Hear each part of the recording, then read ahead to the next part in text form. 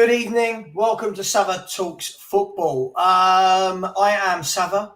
That is Kuva, and the other one is called Perchy. We've got a few more people who will be joining us throughout the night, but welcome to everybody in the chat. Hope you're enjoying your Sunday evening.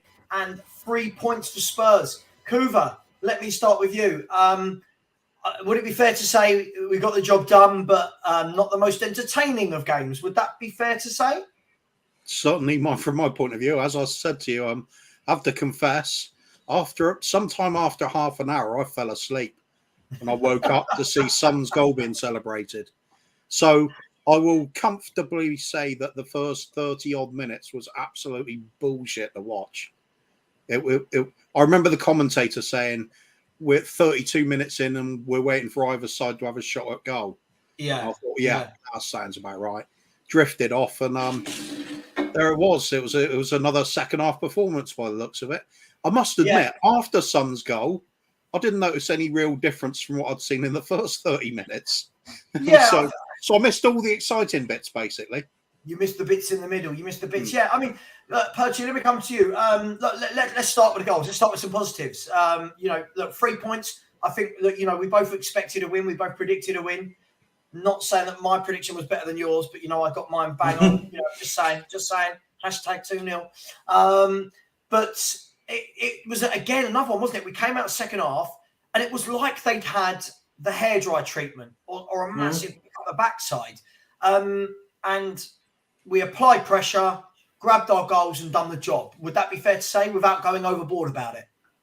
Yeah, I thought first half we weren't great. Nothing really exciting. Both teams were poor, by the way. I thought really boring first half. One of the worst first halves I've seen in a long time for both sides. Second half, we came out and kind of just got the job done.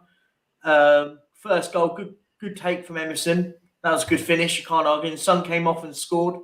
But yeah, it was one of those. It's one of those good result, but you don't remember it at the end of the season. You don't go back and look back at this game and go, "This was a great game to watch." It was a bit poor, wasn't it? Yeah, it was interesting. I mean, look, Kuva, if we look at the first half and how we set up, it very much felt again that it was. Lots of people were saying that we played 7 or 8 defensive players at home against a team who are bottom 3. And look, for the first half, I don't make apologies for this because we won. The first half, it very much felt like that. And what I would say is that's the worst team I think I've seen at the Lane. I'm going to call it the Lane. All year, if I'm honest. I think it was the worst team I've seen. Certainly from the bits I saw, they would have been even worse while we're scoring goals, presumably. But yeah, West Ham looked like relegation fodder. If you're saying our own team's one-dimensional, they're struggling to have the one. They had nothing, did they? They sort of get the ball into Antonio and hope for the best. Yeah, they were nothing happening. I think Højbjerg had most things in his pocket. He had a really good game, generally speaking. I think he was solid all the time, and I did get to see that killer pass he did for set Davis through. That was an excellent ball. It really was. So for a workman-like type of team, he's your man, really, isn't he? Emerson seemed to be really solid as well, so that was good. Yeah, sorry, the wife just walked in. I was just showing her the Margot Robbie in the chat just to see if she'd get jealous, but she's not having any of them. Oh, you're all clear then. Billy Horrocks, I love Billy Horrocks. Apparently, 64% possession in the first half meant that we weren't boring. Perchy, would you like to take that? 64% possession meant we were good in the first half. But what did we do with that possession? We hardly did anything. It was defending as much. They were defending as much because we couldn't break them down. It's classic Spurs, really. We've been like that before Conte, and still now, like we didn't do anything with the ball. I hate this notion of possession means that we've been playing well. It's not. It just means that they basically allowed us to hold the ball. You could literally kick off and just pass it around in your own half for it. So have 100% possession. Exactly. It's not going to be exciting. Exactly. I thought first half it was very dull. But second half, we did what we do best. I thought Kane dropped into that pocket in the second half. That not too deep, not too hard to pitch. He dropped into that pocket, turned and constantly looked for that ball, whether it was Kulusevski out wide, Davis that side, Son for the goal. And when Kane does that, we tip Kuva when he does that. And I think it just goes to show we've got to get Kane on the ball as much as possible. Yeah, I mean, it's also the fact that I suppose when they're behind, West Ham having to go forward, that helped a bit. That creates room for the likes of Kane and Son to work their magic. But yeah, I think when your strengths are in attack, surely you're going to get the ball to them as much as you possibly can, because we know we're not great defensively. We don't get to play West Ham every week, which is unfortunate. Otherwise, we'll be winning things. Yeah, it's painful to watch a lot of the time. It's just the case of, thank God we found a team worse than we are when it comes to creating stuff. They really do look like a team going down at the moment. They very much do. I mean, look, just quickly, like Faz saying, please give us some credit. Faz, I don't know what you want me to say. I said first half was crap. Second half, I thought we came out and played with more intensity. And that is what I want to see, guys, in the first half of games. You know, we keep hearing that we can't do it because of our defenders. We can't do it because we don't have creative players. But in the second half of games, we sort of come out and attempt to play in it. We look so much better when we do it. You know, Kulu wasn't great today, you know, but again, he got so much of the ball, was trying to take his man on. You know, Kane got a lot of the ball. Son was getting in behind when he came on. That's what I want to see. That's what I want to see from the get-go, Perchy. Agreed. Spot on. And the thing is I saw that. It just says, considering missing players. Think about how many players West Ham were missing today, by the way. Like, it's easy to say about us and stuff, missing players. But realistically, we're missing 2 players, really. We were missing a couple of players, and that's the thing. I think people miss that part, like, completely. I said, but yeah, listen, there's gonna be a lot of games to play. Listen, they were terrible. I think as Koo was saying, they're fodder to go down. It looks like if they keep playing the way they do, but this is the point. People sit and say credit, but now the point I always say about these games, it's all well and good winning a game of football. But we have to go and win the next one. Next one's Chelsea. The one after that's AC Milan. They're the games I expect us to be. We have to. It's all well and good winning in the individual game of football, but consistency is the biggest problem we've had at this football club all season. We win a game and then we're going to lose one. Let's win 4 on the bounce, and then I'll start going. Do you know what? Let's get excited here, guys. We're winning games. We were saying earlier on your show Savva, everyone around us at the moment is inconsistent. Maybe can we be the consistent team in this group fighting to get into that last place in the Champions League? And maybe if we can, because I said, don't have to be amazing at the moment, because no one's amazing at the moment. You just have to be good. Yeah. I mean, look, welcome, Sean. Welcome to the show. How you doing? You well? Good. Top 4 back on! We're going to win the Champions League. It's on the treble. And when I say treble, I mean the FA Cup, the Champions League, and top 4, because top 4 is a fucking trophy. And the treble is on. Yeah, look, much needed win today, Sean. We had to win that because, you know, we've got teams around us with games in hand. Newcastle dropped points. That was a big win in terms of not performance, not for me, but in terms of putting a little bit of distance between us and Brighton and Brentford and Liverpool and the likes. Yeah. Yeah, mate. Listen, I saw you in the group, in the WhatsApp group, the general kind of apathy for the football in the first 45 was horrible. And I agree with you guys. I can't stand it. I can't stand the first 45. It's just so boring. It's deplorable. Like, you know how I feel about, like, what do I prioritize in terms of why I support Tottenham Hotspur?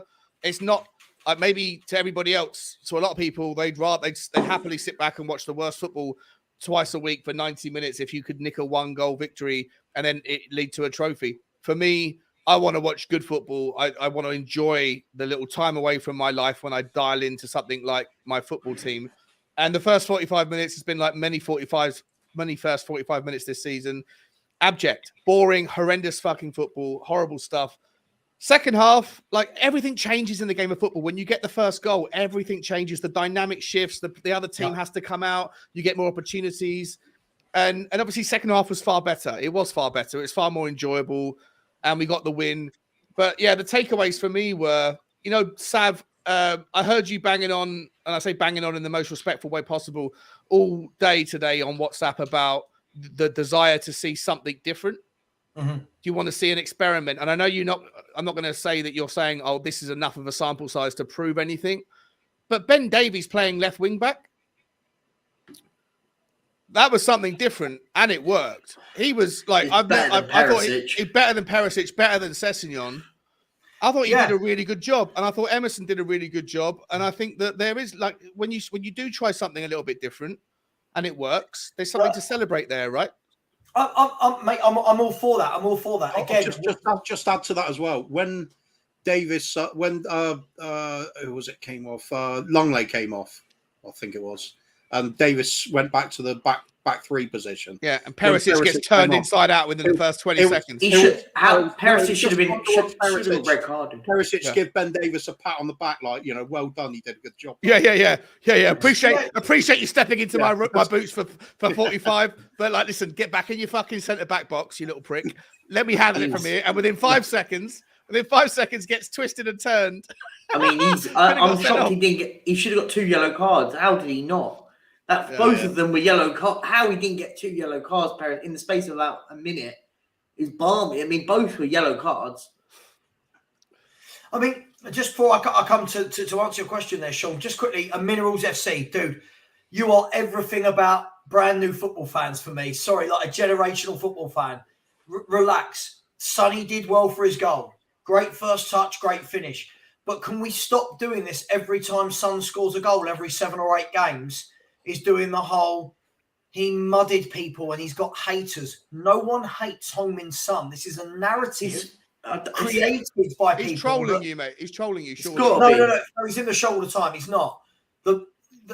Listen, this is a narrative created by people that don't allow footballers to be criticised.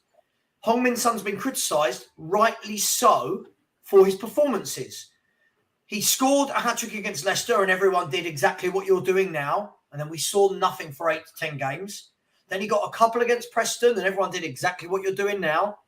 And we saw nothing. Now he scored again. I'll say the same thing, Coover, I said back then. Now he needs to kick on and keep from the bench. From the bench. If I see people tomorrow saying, once again, like they did after the Leicester game, dropping him he comes on and does what he does, scores a goal or scores a hat-trick, that's the proof all you need that you don't drop Sonny. If I see that tomorrow, I'm going to explode. It's the fact that he comes off the bench with fresh legs against a tired West Ham backline. It's the experiment has worked twice. If he starts against Chelsea rather than coming off the bench, then I'll lose all faith in humanity. Like, when something works, you don't reverse the course. You say, let's do that again. Let's see what happens. Like, Sonny has come off the bench twice this season and scored both occasions, 4 goals from 2 substitute appearances. Why is that an example to say, let's not do it again? For me, it's a situation where you say, double down on that. He can come off the bench with fresh legs. He's watched the game. He's observed what's going on. Maybe he knows where to slot in. Maybe he knows where he can find a little angle. Let's not play him. Let's not start him against Chelsea. Let's use him off the bench, right? Do you think there's a? Let me just throw a different argument into that, and I'm not disagreeing with you. I'm literally throwing hypotheticals here. For me, I think it either has to be what you said there, Sean, or it needs to be that he starts and the Sonny we saw there that was picking it up, running past people, good control. That's what I've got to see from minute 1. Not, all right, you're back in the team and we see another one of those, he's just kind of lounging around, the ball's bouncing off him. Okay, but the answer to that is why is it that he can come off the bench and have an impact? Is it because he's got a point to prove? Is it because he's fresh and the opposition are tired? Is it because he's observed something while sitting on the bench paying attention to see where he can impact the game during the second half? On all 3 of those occasions, you don't have that benefit if you start the game. So why not come off the bench? What's wrong with coming off the bench? Listen, I'm not knocking it at all. I suppose what's going to happen. Let's talk about this guy as well. Welcome, not this guy, not David. Welcome, David. We're not going to talk about you, but look, I suppose the way to look at this will be You'll have fans that will say, yeah, great, he's come off the bench, he's done what he's meant to do, he's got that fire back in his belly. Then I suppose you'll have the other half of the people that will go, well, hang on, Richarlison started and again looked poor. Where are we, guys, as a panel on Richarlison? Because I'll just let you know where I am. You guys know I've never rated him, right? So, but I'm not going to knock him on that. What I'm going to say is I do feel for the lad because he seems to get a start sort of every 7 or 8 games, gets an hour playing out of position, doesn't do well, and then we all go, he's crap. Now, this is from a bloke that doesn't rate him. David, are we a bit harsh on Richarlison? No, I don't think people are harsh on him. At the end of the day, you've got to value every minute in our jersey at a club like Tottenham. And it is up to you to take your opportunities at the end of the day. And let's be real, Richarlison hasn't took them. But like you, Savva, where I feel sorry for the guy is when we originally signed him, what I wanted him for was to be able to rest Kane in the early rounds of the cup, some relegation teams you may be coming up against, and put Richarlison up in the middle. It's where I find he is best. I don't like him on the left or the right. I didn't even want him to start today. I wanted Danjuma to start today. But ultimately, I think the substitution was right to take him off because Kulu made an impact early in that second half. And that's what you want from your players. So it was right to take Richarlison off. But we got to start getting Richarlison where he's good at. Now, look, when we have had times to play him through the middle and rest Kane, he's been out injured, which hasn't helped. But what Richarlison is good at is what we've seen against Marseille. Get the ball out wide, lump it in the box, and let him go and attack it. That's where his bread and butter is. That's where he was best for everything. Look, I don't feel sorry for Richarlison. I like Richarlison. Don't get me wrong.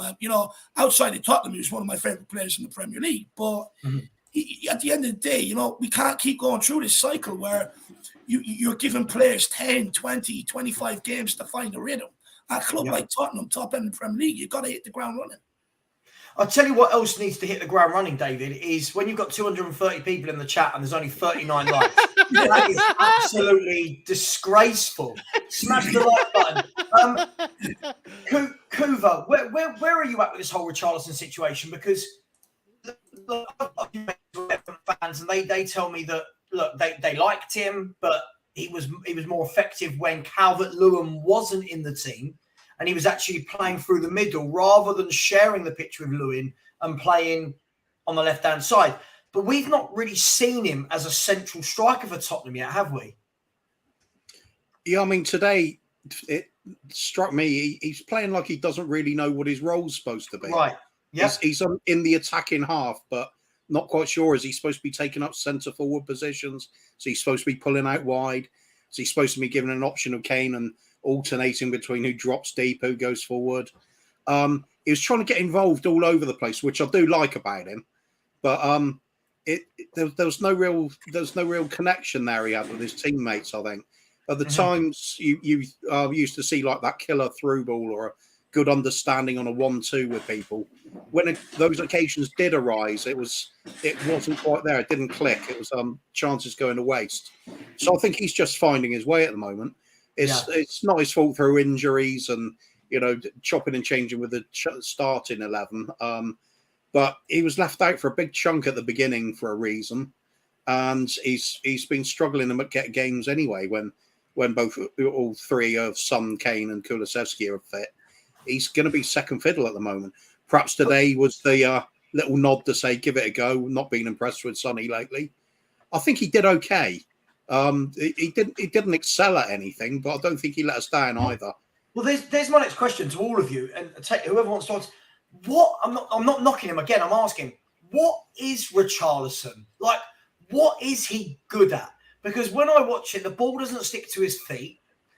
He seems to me to run into people quite a lot. I'm just struggling to understand where would we get the most joy from a Richarlison. He's a finisher. Down the middle. Yeah. You have to play him down the middle. No, I'm just saying you have to play him down the middle.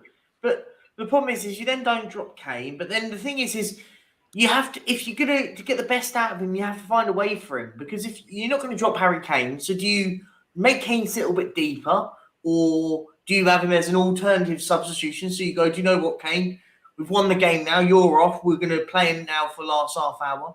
I think people give him a lot of stick. I don't think he's the most amazing, but I don't think it's fair to criticise the guy until he's played 5 or 6 games and started 5 or 6 games down the middle.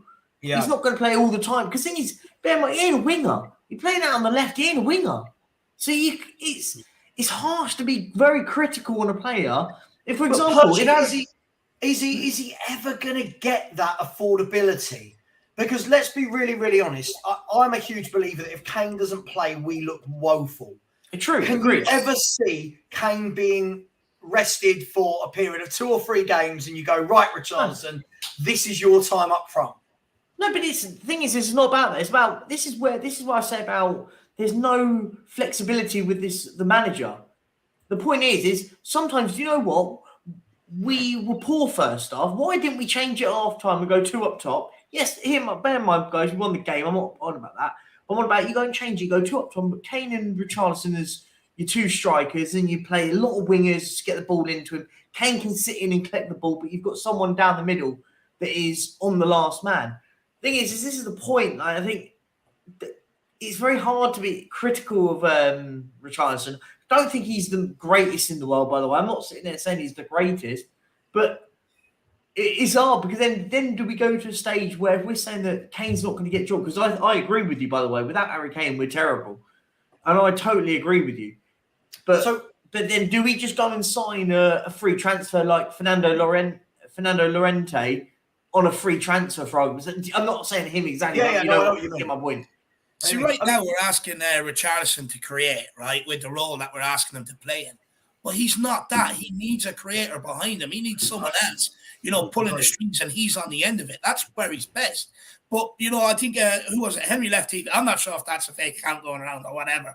But he makes a good point about Richarlison doing the pressing work, the defensive work today, defending from the front. I think that's something he does add when he's out on the wing. Like in the first half, it did help us pressing up from the front, making West Ham go at long ball, which then means all we've got to do is clean it up at the back end and we go again. That did help us today. But, he can do that playing in a central role. But we're essentially asking him to be a creator, and that he's not. Yeah, I think, Sean, let me come to you for your opinion on this, because one of the things was when we signed him in the summer, lots of people were saying, perfect for Tottenham. He can play anywhere across the front line. He's equally as effective in all 3 positions. Yeah. Brilliant player to have. It's not me. It's no, I know not you, but this was what was said. Not me. And I said it was an absolute shit show. Biggest waste of 50, 60 million quid we've ever spent.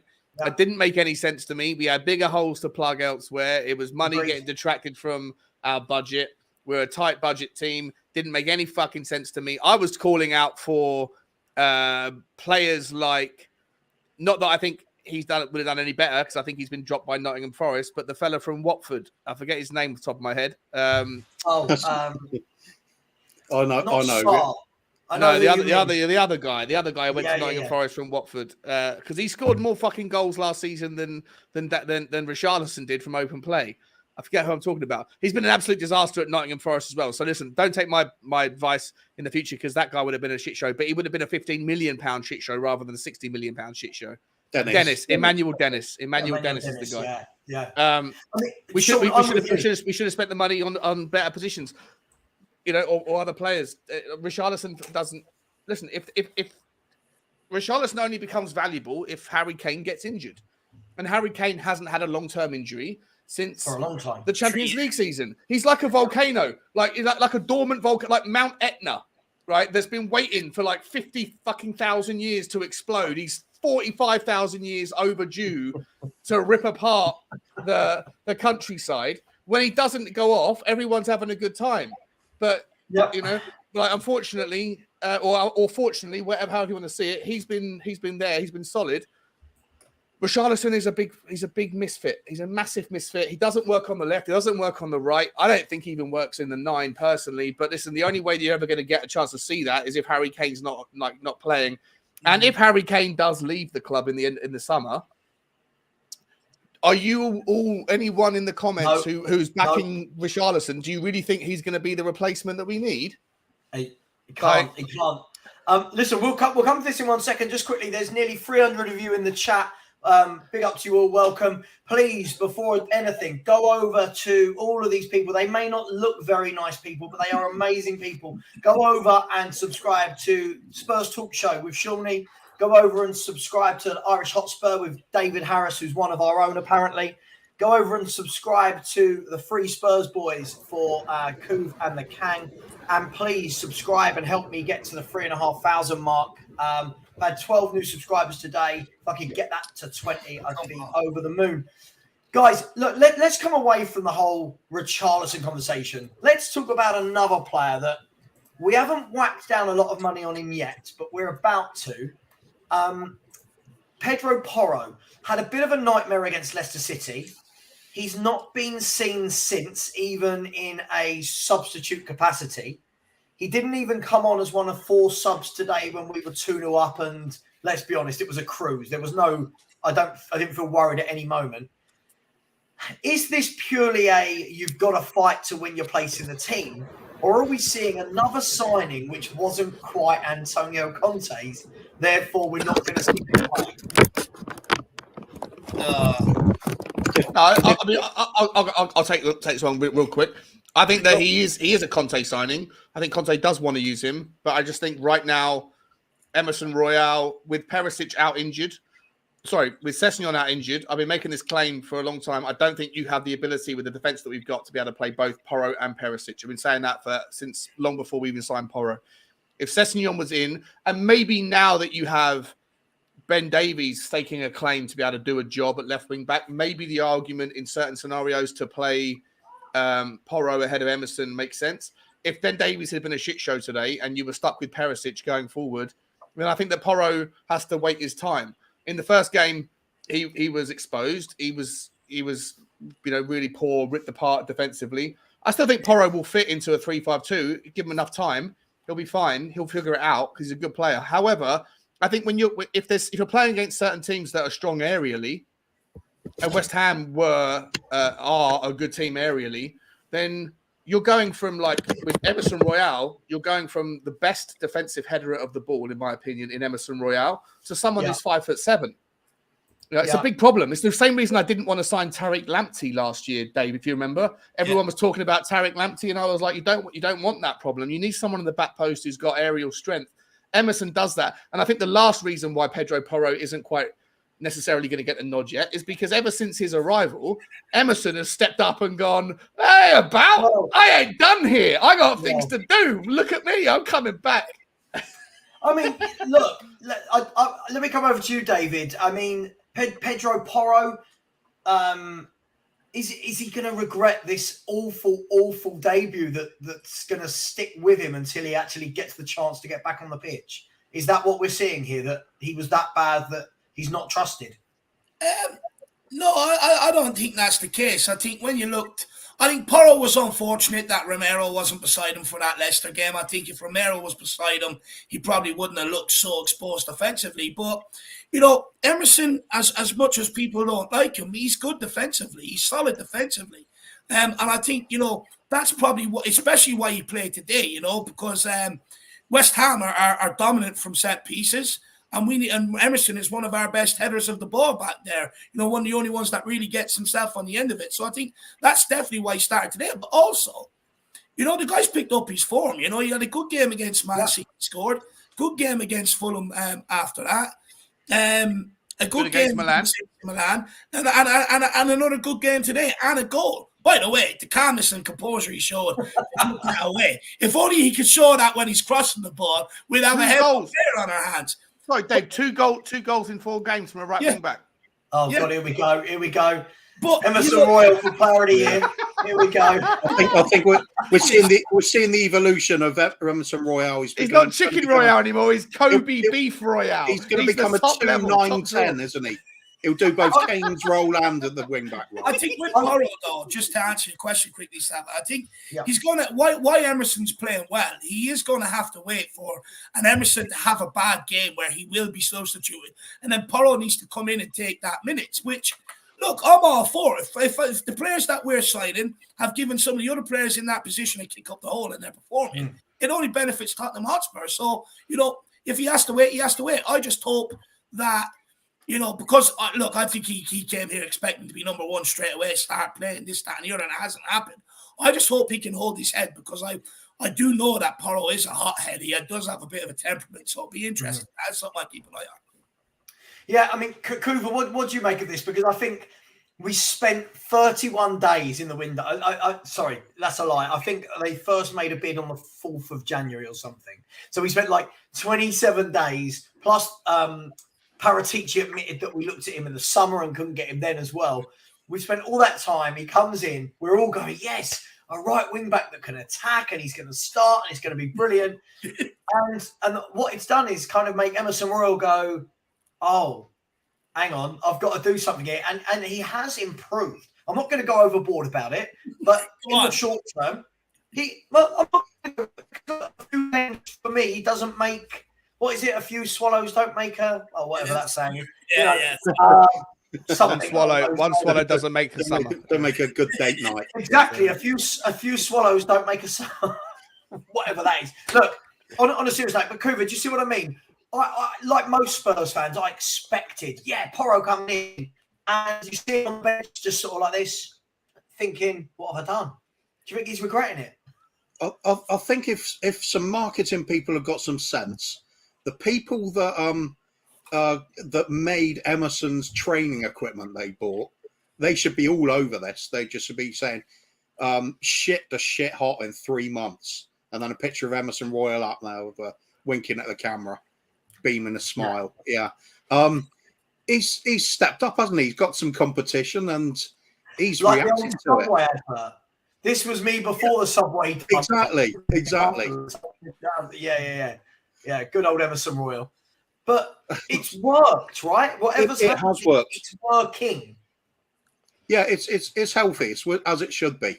I think with Porro, I think they threw him in at the deep end. Just like, I believe you should do this with a player that's supposed to be a talented player.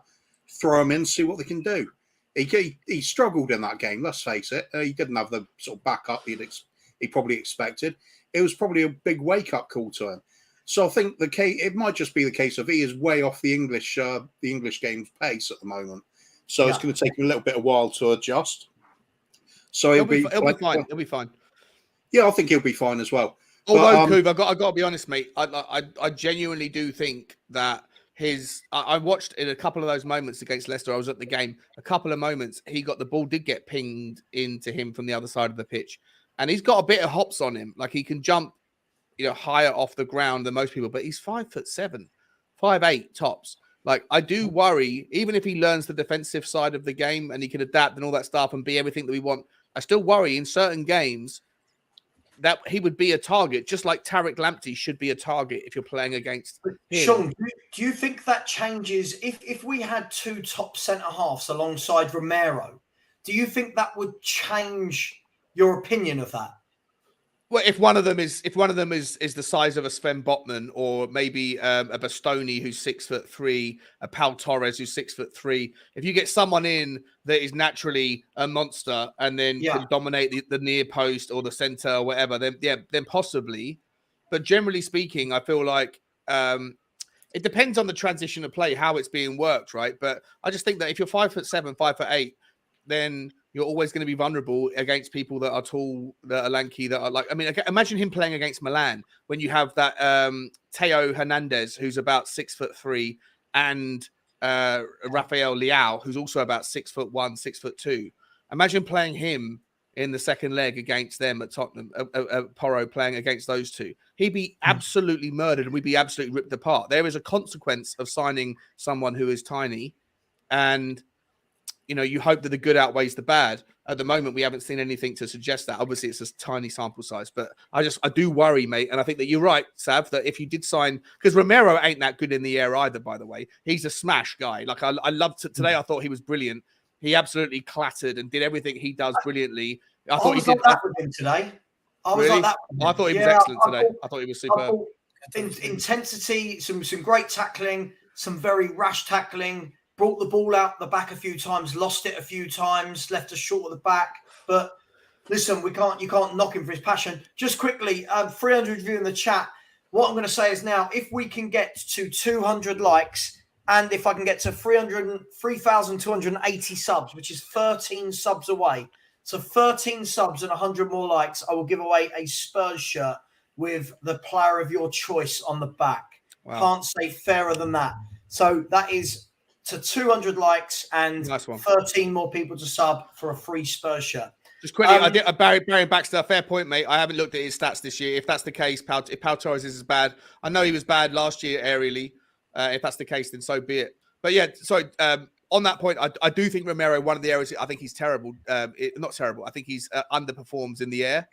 And so I think that if Tottenham do improve the centre back line in the summer, then making sure at least one of them is a beast in the air is important for me. To answer your question, Seth. Absolutely. Perchy, you've not talked to in a while. I mean, this whole Porro Royal situation, I thought Royal was okay today. I thought he did some good things. I wouldn't say this would be the most difficult game that him or Davis would play, because they didn't play with anybody attacking down our wings at all. No. They had nothing. But credit where it's due, Royal has started to play better. He has. David has been telling me all along that he's better than Doherty, and I've said all along that I just hate both of them. But he has stepped up somewhat, hasn't he, Perchy? I think you can't argue with that. I thought he took the goal really well. I thought the finish was actually very good, actually. But it's one of those. It's kind of ironic, isn't it? But I did say that sometimes a new signing can shove a rocket up your arse and you start performing a lot better. You're under a competition now with a player they've gone and spent a lot of money on, and he's looking good. Does he keep his place? Probably. I think you probably need him against Chelsea because he's a bit better defensively. But it's one of those. It's better having players playing well. You're better off having that problem of making the position and making the decision in that side of things. So yeah, I think he looks good. The other side, I thought Ben Davies on the other side as well. I thought he was all right today. I mean, as I said, when Perisic came on, I thought he was a klutz when he came on. Absolute klutz in every position. Thought he was lucky to be still lucky. He nearly got sent off in the space of 5 minutes of being on the pitch. But yeah, I think with the Emerson situation, I think it's good to have a combination of two wing backs, really, in that sense. Yeah. David, let me come to you just quickly before I do. My man Ishak having a right go at me. Ishak has said, why is it when we beat a team like West Ham, you say, it's only West Ham? I don't believe I've said that once so far in the show, but okay. And we should be beating them. But when we lose, you say we have to be beating teams like this. Which one is it? Ishak, I'm going to tell you something that my mum taught me many moons ago. Two things can be true at the same time. Both of these things are true. Yes, it was only West Ham. And we should be beating West Ham, who were bottom three and scored 19 goals in 23 Premier League games. And yes, when we don't beat teams like Villa and Brentford, I will say it. Yes, we should be beating teams like Villa and Brentford. So I don't know what you want me to say to that. David, Højbjerg and Skip started in midfield. Lots of people disappointed. They wanted to see Sarr after what happened. Why didn't he play? Was it, some people say that it was a late fitness test, but he was on the bench and he came on. What did you make of Skip starting over Sarr, and how did he do? Yeah, look, I was one of them. I was disappointed not to see Sarr, but Ishak, look, we've got to win, my man. There's no need for any of this. We moaned, cried, bitch, and bleated about Tottenham for long enough this season. Let's just enjoy the week for once, or the win for 1 week, and let's just enjoy it for what it is. Because very well next weekend we could be sitting here crying, angry, upset again. So let's just enjoy it today, my man. Let's not have any of this and back. There's no need. Let's just enjoy. David, I think it's this. I think it's this, David. I think Palmsy's hit the nail on the head. Great photo, by the way, but. It is, for me, it is consistency. What I don't want to see is, we have fans like today that are going, oh my God, Savva, smile, we won, it's brilliant, great. But that doesn't make me forget that we were poor against Milan, that we were awful against Leicester. What I want to see now, I'll keep saying this, and Perchin, I said this earlier, David, now go and beat Chelsea, then follow that up with another win and get 3 to 4 to 5 wins on the bounce. Not beating a team in the bottom three then you lose and people go, oh, well, you know, we won last week, right? But this is where we're all coming from, you know what I mean? It's kind of like me. I'm, for one, fed up of being up one week and then down the next week because of it, you know? We do need the consistency. But look, you know, onto the midfield, I think I was disappointed that Papa Matasar didn't start, and I was worried how Højbjerg and Skip were going to transition the ball into the forward line. But look, I thought Højbjerg and Skip were absolutely exceptional in there today. You know, they got stuck in, they showed a lot of heart, desire, and passion, and they wanted it more than that West Ham midfield. And that's their strongest part of their team, by the way, Souček and Rice. Two of them absolutely nullified them, but also on the ball, they were so much better than what I thought they would be. So I actually give them a lot of credit today. You know, working up against two big guys in there with the athleticism that Rice and Souček have, it's not an easy thing to do. But, you know, we were combative and we turned the ball over. And then when we were on the ball, we kept it, which is what I've been complaining about for so long. You know, us not being able to keep that ball, transition out from the back into the midfield, into the forward areas. But we've done that all game today, and I think Skip and Højbjerg were the catalyst for it. You know, I have my doubts about Skip. I still have my doubts about Skip. I'm not sure he has it in the final third. I think when he got in the final third today, I just thought at times he didn't really know what to do with the ball. But you know, I've criticised the guy, and where my criticism comes from is with Skip is I'm not sure he's Premier League level or top half of the Premier League level yet. And I'm not sure he's there. I think maybe he did need another loan. We only spoke about it last Thursday, Savva. But since we spoke about it, he's put in two unbelievable performances. And, you know, this comes back to the word consistency again. This is what we need to see from these guys. See it on a more consistent basis, week in, week out. Having these flash performances every season. Absolutely. You know, absolutely. It's not good enough. Like, we shouldn't be able to look back at the end of the season and go, remember that game, remember that game. They should be that good at most weeks that, you know, it takes a real exceptional performance for you to really remember it. Yeah, listen, absolutely. Just quickly, some of these comments, guy, absolutely cracks me up. You got John saying Savva will always take the negative angle and everything. I'm not sure what I said that's negative. I've said I want some consistency. Then you've got Faz saying we weren't awful. Well, I don't remember their goalkeeper having a save to make.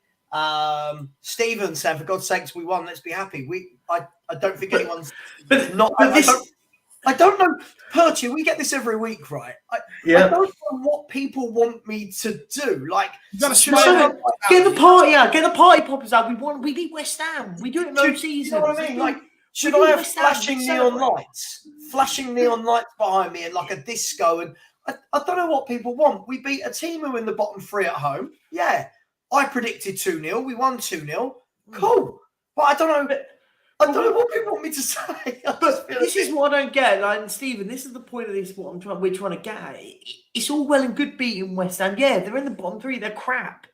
I mean, as Savva said, they scored 18 goals all season. They're terrible.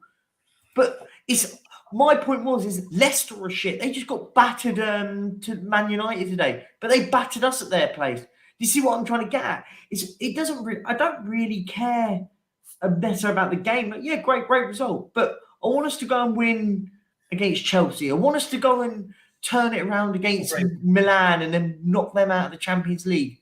And then I can't remember who we got after that in the league. Start getting 3, 4, 5, 6 game wins on the bounce. Then I'll start going, do you know what? This is a chance now, guys. But absolutely, this is the point. Beating West Ham's all great. But I said this, I was on your show, Savva, and I said this when we beat Man City. I said, go and win 5 games on the bounce. Then I'll start getting excited. And what did we do? We got battered at Leicester, and then we went to Milan and didn't have a shot on target, or we didn't even test their keeper. I think the thing is, people have got to understand right now, I'm 40 years of age now, right? And I've seen Spurs for 40 years. And I've heard this for years and years and years. Be happier. We're going places. Like the number of people in the chat who tell me it's a matter of time before we win things. And I've had that for the last decade, either on Twitter, Instagram, Facebook, YouTube. Listen, guys, I'm a realist, right? I keep my feet on the ground. When I feel that I've got a reason to get truly excited, I will.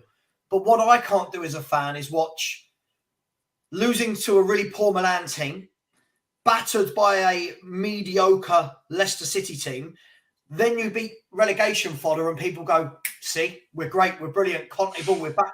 Listen, consistency. That's all. Like Man United, if I was a Man United fan right now, watching what Man United are doing, where they're winning most weeks, putting teams like Leicester to bed 3-0 at home. Yeah, cool. But just relax, guys. I'm happy. Yeah. It's good. I'll be even happier if we beat Chelsea. So let's move it. Let's move it to Chelsea, David. It's going to be a very, very different game against Chelsea next week, but some similarities. I think the different game will be they've got more industrious players like Loftus-Cheek and Enzo Fernandez in the middle of the park that will move the ball quicker. They've got better defenders. But what they haven't got, the same as West Ham, they don't have a goal scorer. And for that reason, easy to say right now, but for that reason, I think we'll beat them because I don't think they're going to be able to get in behind us enough. Famous last words. You're more deluded than me today, Savva. I mean, what's going on? No. I don't listen, David. I said before today's game West Ham. I don't worry about teams that don't have forwards, right? Yeah. So, for example, when we played Leicester, Percy, I said to you before the game, I worry about Iheanacho running at us, Barnes running at us, Maddison running at us. Today, I don't worry about West Ham. They haven't got any attackers. So Chelsea, unless we're going to turn Mudryk into having his best performance in the Premier League, and I think we should be winning that game, and on form we should be as well. Look, 100%. I think going into it, looking at the form table, I think we should be winning it. But where my doubts sort of come into it is it's just Chelsea. No matter what form they're on, they turn us over, and it pisses me off. But look, it's an ideal opportunity to get the hoodoo off your back. You look at the next couple of games. Good starts with a good win today. Chelsea next, FA Cup midweek, another Premier League game, then the Champions League. These next 4 or 5 games are absolutely crucial for Tottenham's season going forward. And for me, I think when you look at Tottenham and Chelsea right now, I think what might save us is I think going into it this time, we might want it more. We might be a bit more hungry than maybe what that Chelsea squad is. I don't think personally a lot of them are having Potter. I don't think many of them are playing for Potter. And I think they will look to throw him under the bus at every opportunity. And a bad defeat to Tottenham could be that where he ends up carrying the can. Spot on. But I am weary coming into this game just purely because I expected to beat them earlier on in the season when things were bad with Tuchel. But ironically, it was the only fucking game that turned it on. Where they look, we still got out there with a result. But, I'll be honest, I'm going to enjoy today. I am a happy Clapper fan. I get so excited when we win. I absolutely love it. I even have extra chips with my dinner. I go all out when we win. But I am weary that Chelsea is right around the corner, and I am weary that could go either way. So that's why I say enjoy today, enjoy the result this week. Tottenham can't put us in a bad mood up until next weekend, so let's just enjoy it. Yeah, Sean, let me come to you because I was just speaking to my brother-in-law, and he said to me, this is what he said to me, Chelsea fan, season to get older, and he said to me, "I tell you what, Sav," he said, "next week is the game that either makes or breaks Potter's Chelsea career. He either gets sacked off the back of a beating at White Hart Lane." Yeah. Sorry, we're always going to call it the White Hart Lane, right? Or it's the game where they turn out the performance that they've been looking for. Players like Mudryk, all of a sudden we go, "Oh, that's why you signed him," and then they kick on. So a realist fan, by the way, not one of these deluded people. It's a huge game for them and for us because it puts us again further away from those teams that are chasing us. Yeah. I agree. I agree with both you and Dave on that one. I think that Tottenham, look, today was awesome. I still think there's massive question marks about the first half, by the way, but whatever. Sure. But you can't talk about the show. People get upset. You're not allowed to talk about a bad thing. Listen, bothered not to I don't care what people think. I'll give my opinion. Like, what's the point of having an opinion if you can't share it? You know what I mean? Yeah. But for me personally, I think that I agree with what Dave's saying as well. I think that there's probably a better chance to play Chelsea.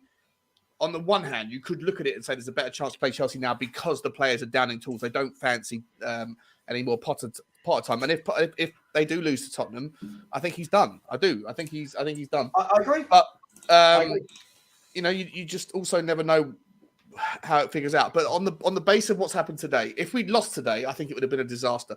But beating them today, doing it the way we've done it, I think there's lots of things that you can take positives going out of it to a degree. And then coming up against Chelsea, I actually take Dave's point. I think that the players don't want a piece of him, so they might down tools one more time and then get rid of, and then try and put the pressure on Bowley to get rid of them. And so yeah, I'm more than happy. You've got to play Chelsea twice in the season. I was happy we got to play them early, and we got away with it 2-2, whatever. It was a difficult game, but we got away with it. It would be awesome if we could go one season without losing to Chelsea once. And I think that's probably not a better time to play them than right now. They're in the mud, and if you were playing them later on in the season, they probably would have had a better, a bit more of a time to be able to acclimate. Some of these players that don't speak the language, don't speak, are new to London, whatever. All these things, all these variables. So I'm actually probably going to be quite bullish going into the Chelsea game, which isn't something I would ever usually say. No, agreed. And Percy, I'll come to you in 1 second. Peter Simons, big up Peter, said, Savva, do you now think they might sack Potter because you said they'll be patient with him? I'll be honest, Peter, the same thing I said earlier today. Listen, I would like clubs to be patient with managers like that. Managers that have, bearing in mind, this is a manager that's risen up from the 9th tier of English football. The 9th tier, that's so far down. He's done his non-league stuff. He's gone abroad. He's come here to the Championship. He's then gone into the Premier League, now got a big chance. But, Peter, as with anything in football, that patience only lasts so long. And if they lose another game in the next game after losing to Southampton, listen, I'm a fan of Potter, but I can't see him. I can't see him staving off that one, especially as it will be the hands of Tottenham. But that's what makes it a banana skin for me. On paper, they're not in form, right? They're much further down the table than us. We're at home. What could possibly go wrong, Perchy? Madrid decides to turn out to be the player that they've signed him, and the others. It'll be our luck that it'll be Madueke that goes and scores the winner after we let him go. I mean, that'll be the icing for on their cherry on their cake, and then that's the horrible thing. But do I think we'll beat Chelsea? I don't see why not. I think we look all right. I think, but it's very Spurs to go and lose next week. Very Spurs. Listen, today's great. Beat West Ham, happy days. Let's all party. Let's all go crazy. We need to beat Chelsea next week. I think it's actually ill. And it's not just Chelsea. We need to go on and beat Sheffield United in the FA Cup. Listen, because otherwise our season could slowly fall apart with a couple of losses. We get knocked out of the FA Cup next week as well. That's equally as important. But we need to start winning games of football consistently. Listen, that's not why Chelsea are in struggle. They're struggling at the moment. They can't score a goal for love nor money. Bet you they go and score against us because we seem to let goals in very easily. We didn't today, which was lovely, but do you know what I mean? It's an horrible one because you're right, because this could be the situation where they either sack Potter or it's the start of the resurgence. Yeah, it's a tough one, isn't it, David? I mean, when you look at it, I mean, Chelsea, they've got players. There's no doubt they've got some talent in that squad, but it's not clicking at the moment.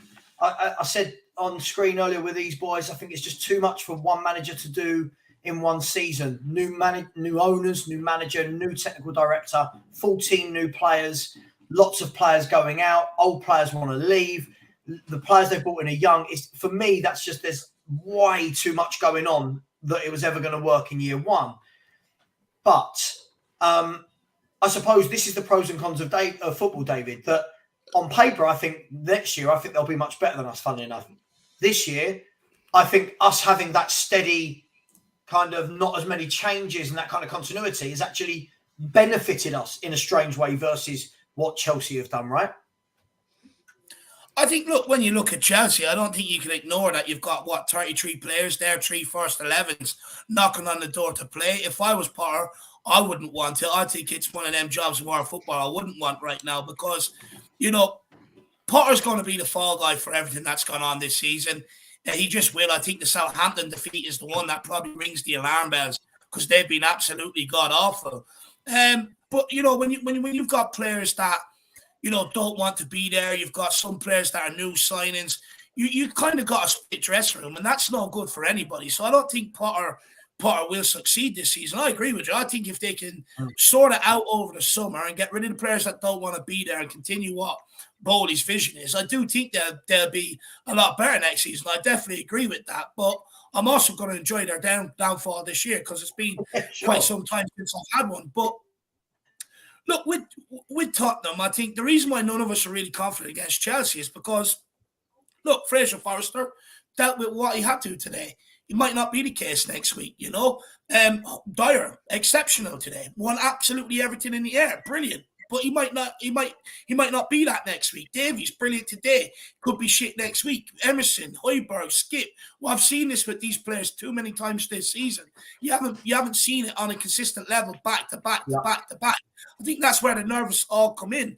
But look, I think something that it's not really spoken about, I think we could very easily be in a similar position as a Todd Bowley at Chelsea. If we didn't have all them players loaned out that we do, we would have a squad of 32, 33 players. You know, so we also have an inflated squad. And I do think that some of them problems would appear in the Tottenham squad. I don't think anywhere near as much as Chelsea.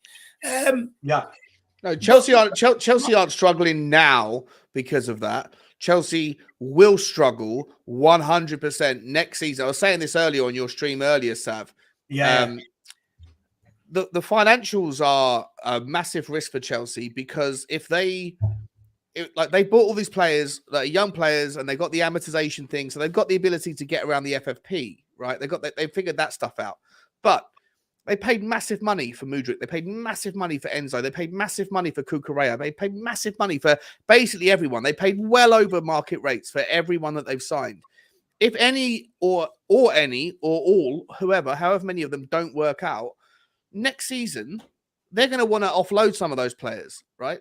But there's no clubs in Europe that can afford any of those players. And even if Bowley's got this like ability just to like rip the band-aid off and say, all right, I paid 50 million for Cucurella, I'll take 20 for him. Yeah.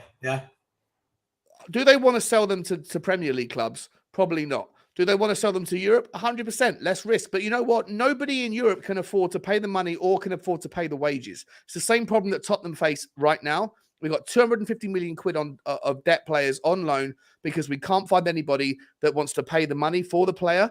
Or even if you wanted to drop the money for the player, no other club can afford to pay the wages. And the player is under absolutely no obligation to sign and take a 50%, 70% pay cut.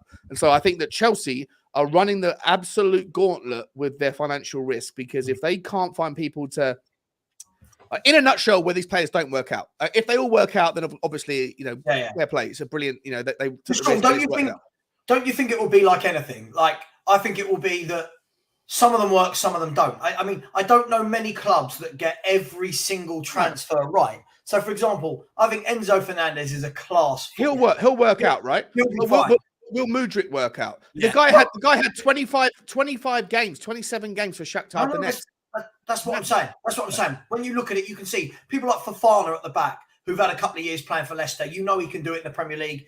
I think once he gets settled, it's going to be fine, right? Enzo Fernandez is a quality player.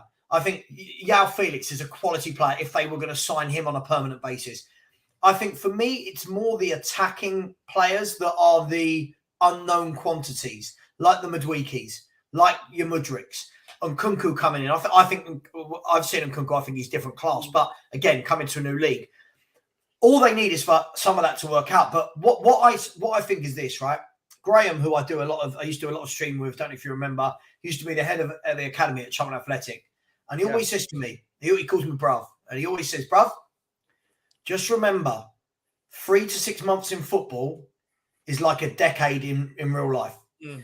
And what we're talking about right now, Chelsea, they're in the mud, they're dreadful, they're in 6 months' time, when the new Premier League season starts, Chelsea could win 4 out of 4, be top of the league, everyone's settled, and we're going, oh my God, what a far cry from last year. Good. Same as what's happened with Liverpool from last year to the first half of this season.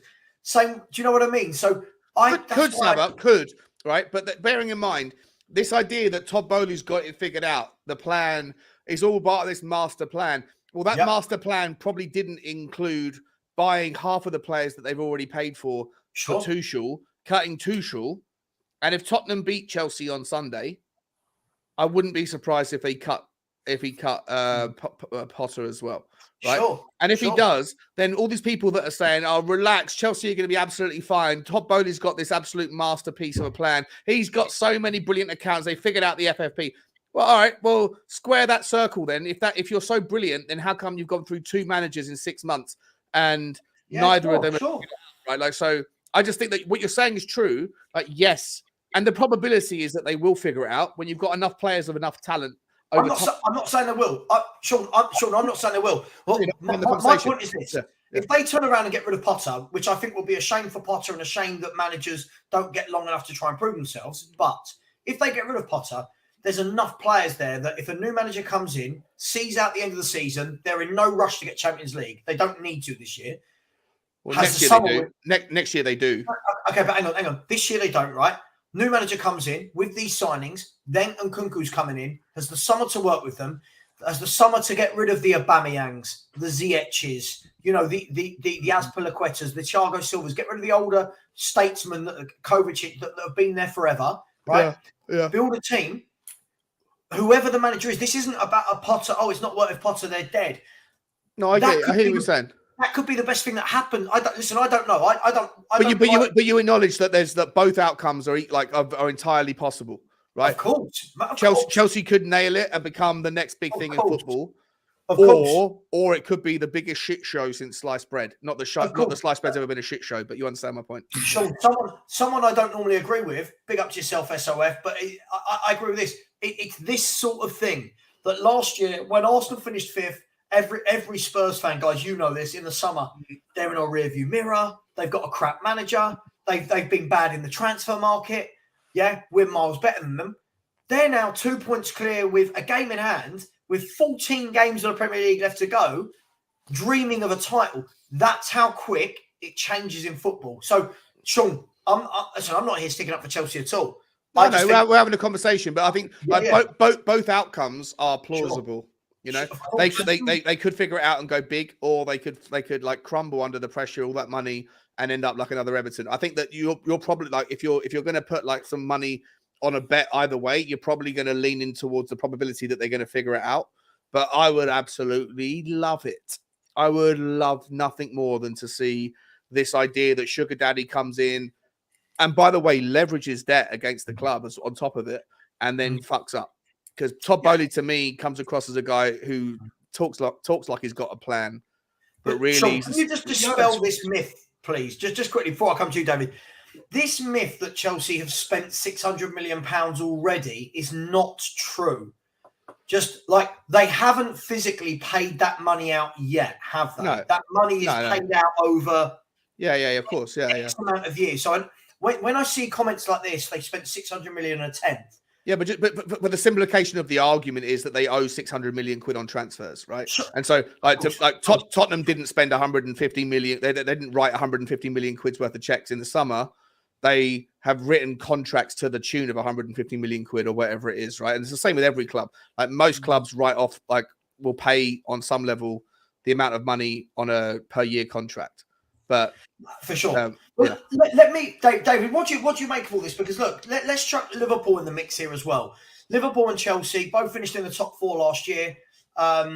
Both had calamitous first halves of the season. Would that be fair to say?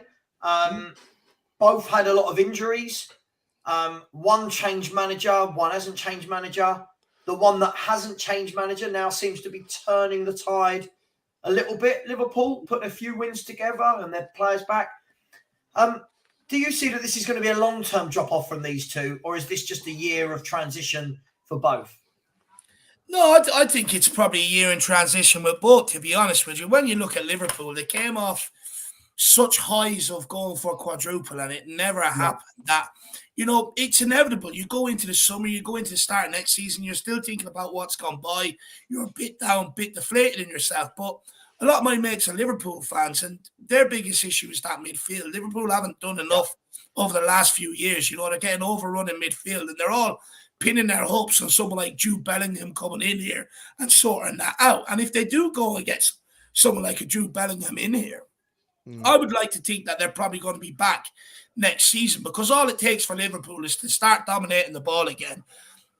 Mo Salah, people like him, they'll start banging in the goals again 100%. But look, with Chelsea, I know, look, every signing any player is a risk. They could come in and get injured the very next day and break their leg. Of course. Signing any player is a risk. But I think it's a calculated risk by Bowley. I think he's gone out there and he's got the very best young talent around Europe. Not sort of a mid category where you look at it and say, oh, could be a player, but very easily could drop off. I think when you look at the players he's brought in, he's got the very best out there of the youngsters, and that gives him a higher chance of succeeding with his plan because he's gone out and got the very best youngsters available. Yeah, he's also signed a bunch of fucking shit, though. He signed that Koulibaly, right? Who everyone was waxing lyrical about after he hit that rocket shot for us, in the Chelsea game at Stamford Bridge when we drew 2-2, and he puts that rocket from 25 yards off from the corner kick. Was it Koulibaly? It was Koulibaly. Yeah, right? Sure. Ever since then, everyone's like, "What's happened to that cunt?" Excuse me. Sorry, sorry, Savva. That's okay. with players like that. With players like that, though, it doesn't that then we bring it back to our players as well that maybe haven't been given a run of games, that haven't had consistent partners in positions. I think we judge players very, very quickly. Like Koulibaly, I watch him 1 week he's in the team, then he's out. 1 week he's playing in a 3, then he's playing in a 2. I think until any club, this isn't Chelsea, until any club gets a manager in that goes, right, this is my best 11, yeah? Because every manager will have a best 11 that they put, they write out at the beginning of the year, put it in a drawer, and then they'll tinker, but more often than not, they'll come back to what that best 11 is.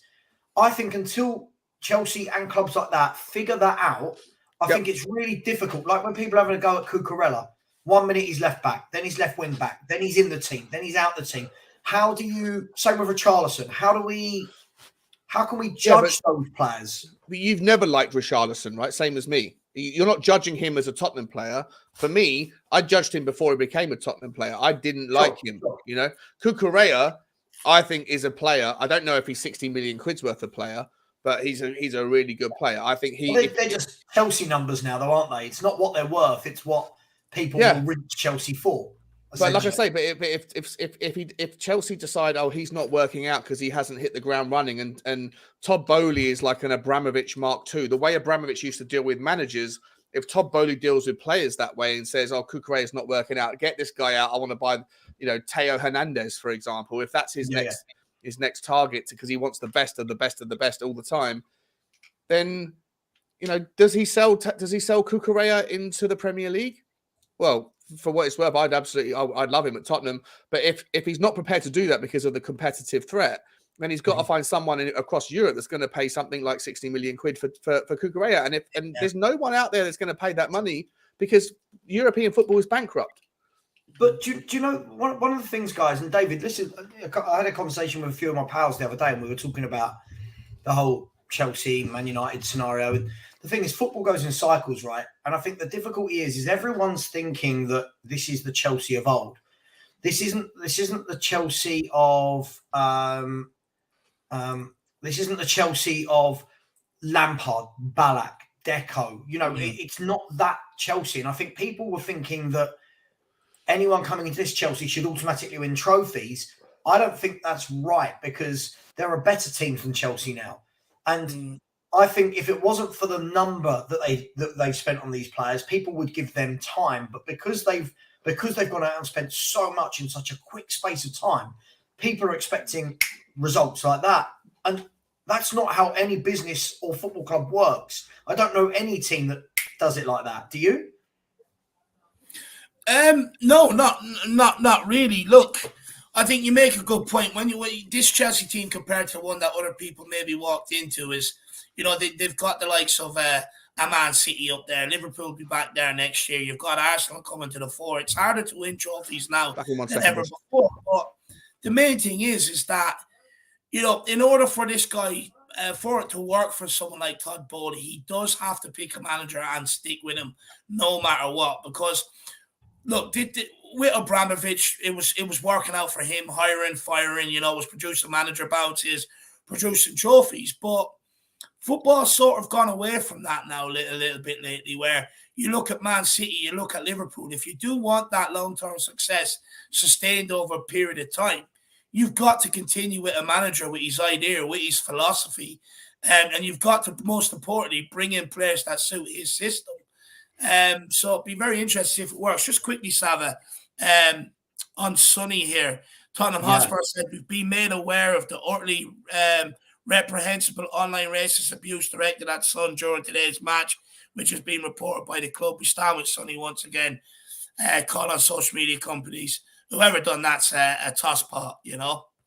No need. Yeah, I mean, on that subject, I mean, when are we going to get to a point, David, as football fans, where this is gone? Like it's too easy for people at the ground, online, whether it's homophobic, whether it's racist, whether it's xenophobic, whatever it is, for people to just say whatever they want about somebody's race, religion, skin color, sexual preference.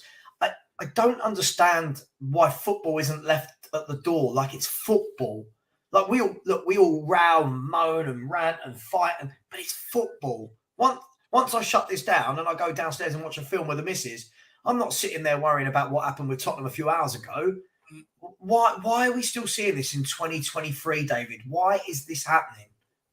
I don't know. I think mainly it's probably born out of anger, I would say. But look, at the end of the day, you know, it's got to stop. It's got to stop. Like, these are guys that, you know, are representing our club. These are guys that are out there fronting for our club. They're out there representing us. But also, you know, it's us fans. We all go to these games, to these stadiums and stuff like that, to look to get away from life's troubles, to get away from all that sort of shit, whatever's going on, you know what I mean? And, you know, it doesn't matter what religion, what race you are, you know, it really doesn't matter.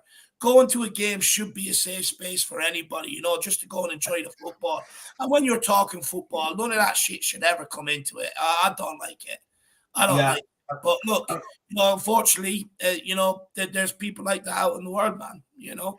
Yeah, I mean, Sean, on that point, I mean, there's noises coming out now that Tottenham are looking into some alleged racist abuse today against Heung-min Son. Yeah. But again, it's got too easy, Sean, hasn't it? I mean, we'll go back to football in a second properly, but it's got too easy. Even in YouTube chats, I was on Henry's chat just 5 minutes before I'd started my show, and he said, "What did you think of Son?" And I said, "Look, you know, it was good. He came off the bench, and that's what he meant to do." But I said, he's not been good this year. And straight away, I got 2 or 3 people in the chat going, "You're racist. You hate Son because he's a..." And both sides of those fence for me are the same thing. Yep. Someone calling you racist when you're not, or if you are just outright being racist. I think all of that is something that really has to be driven out of football stadiums, out of online. But my worry is, Sean, it never will be. It's too easy to do. Yeah. Look, it's a difficult, you know, even giving a response to it is when I give my true opinion, it would probably come across to racist to some people. But like, I would imagine, and I'm not, sorry, let me rephrase that. You don't know who the people at the stadium are, whether they're English, whether they're from a different country that are coming in, where the culture is different around how you talk to people, whatever else. Right? I remember when there was racism thrown at Saka, I think it was after the European penalty miss, the Euros penalty miss, and it was all over the British news that Saka's the recipient of racism, and it's awful, horrible stuff. But it turned out after the fact that the majority of those Twitter accounts were not from the UK; they were from different areas of the world, where not certainly not condoning it or even explaining it from that regard. But I would hope, if it turns out that there's a genuine Tottenham fan that comes from the UK that has been dishing that out, like, it's just filth. It's filthy. It's nasty. It shouldn't exist. It mustn't exist. But unfortunately, Sav, like, you know, you can't control the individual. You can control the conversation. You can direct the conversation, and 99.9% of people are never going to get into a situation where they would lower themselves to that level, because that's the way that the world has made massive strides in that direction. But there's always going to be some fucking moron somewhere, of course, who acts like a complete Burke. And if it's happened, if it's true, if it's happened, it's disgusting, it's deplorable. And I'm sorry that it's happened to him. But I hope he knows that deep down that it's the exception, not the rule, and that most Tottenham fans, or nearly all Tottenham fans, absolutely adore the guy and are delighted that he put in a great shift tonight. David, I'm going to come to you with a football question. Just quickly, Sonics, what I'm saying is I'm not saying they're as bad, but my point is this, is it's too easy to call somebody racist. It's too easy that if I'm talking about an Asian footballer or a black footballer to turn around and go, oh, your opinion is because of their race, rather than I think they're crap. Like, I don't rate Harry Winks. Harry Winks is a white footballer, right? I don't rate Musa Sissoko, who's a black footballer. I don't look at them and judge them on that. I judge them on what do their legs do on a football pitch, right? But when people turn around and go, oh, it's because of this, they are making the argument 10 times worse, right, for me. But look, let's go back to football. Sorry, I just want to say I just don't agree with that at all. David, Harry Kane today, what did you make of his performance? First half versus second half? I'll be honest, I was a bit disappointed with Harry Kane in general today. I think, look, second half, it was a bit better, but, you know, in the first half, it's much of a muchness of what we've seen from him against Milan, against Leicester, where when he does get turned on the ball, the pass is just not making its way. You know, it's underhit. It's usually undercooked compared to what it was like when he was doing it last season. But we've also got to understand, Kane has a lot more pressure trying to make them passes than what he did last season. Last season, teams allowed him to drop off because they weren't aware of his passing range. This season, if you looked at, even when he dropped deep, the centre-backs didn't come with him. They just marshaled Declan Rice over there to Harry Kane to get in amongst them. So it's a lot harder for him to be able to get them passes off. But, look, I'm going to say something, and I didn't want it to be true. But unfortunately, it may look like it's starting to come like that. Now that he's got Jimmy Greaves' record, I wonder is he as motivated as he once was? Oh, I mean, wow. Look, it's do you know what? Shit. What a statement! It never even crossed my mind, Dave. I mean, I think the thing is, Sean, for me, I've always thought that if he's not going to win trophies here, he might get that record and go.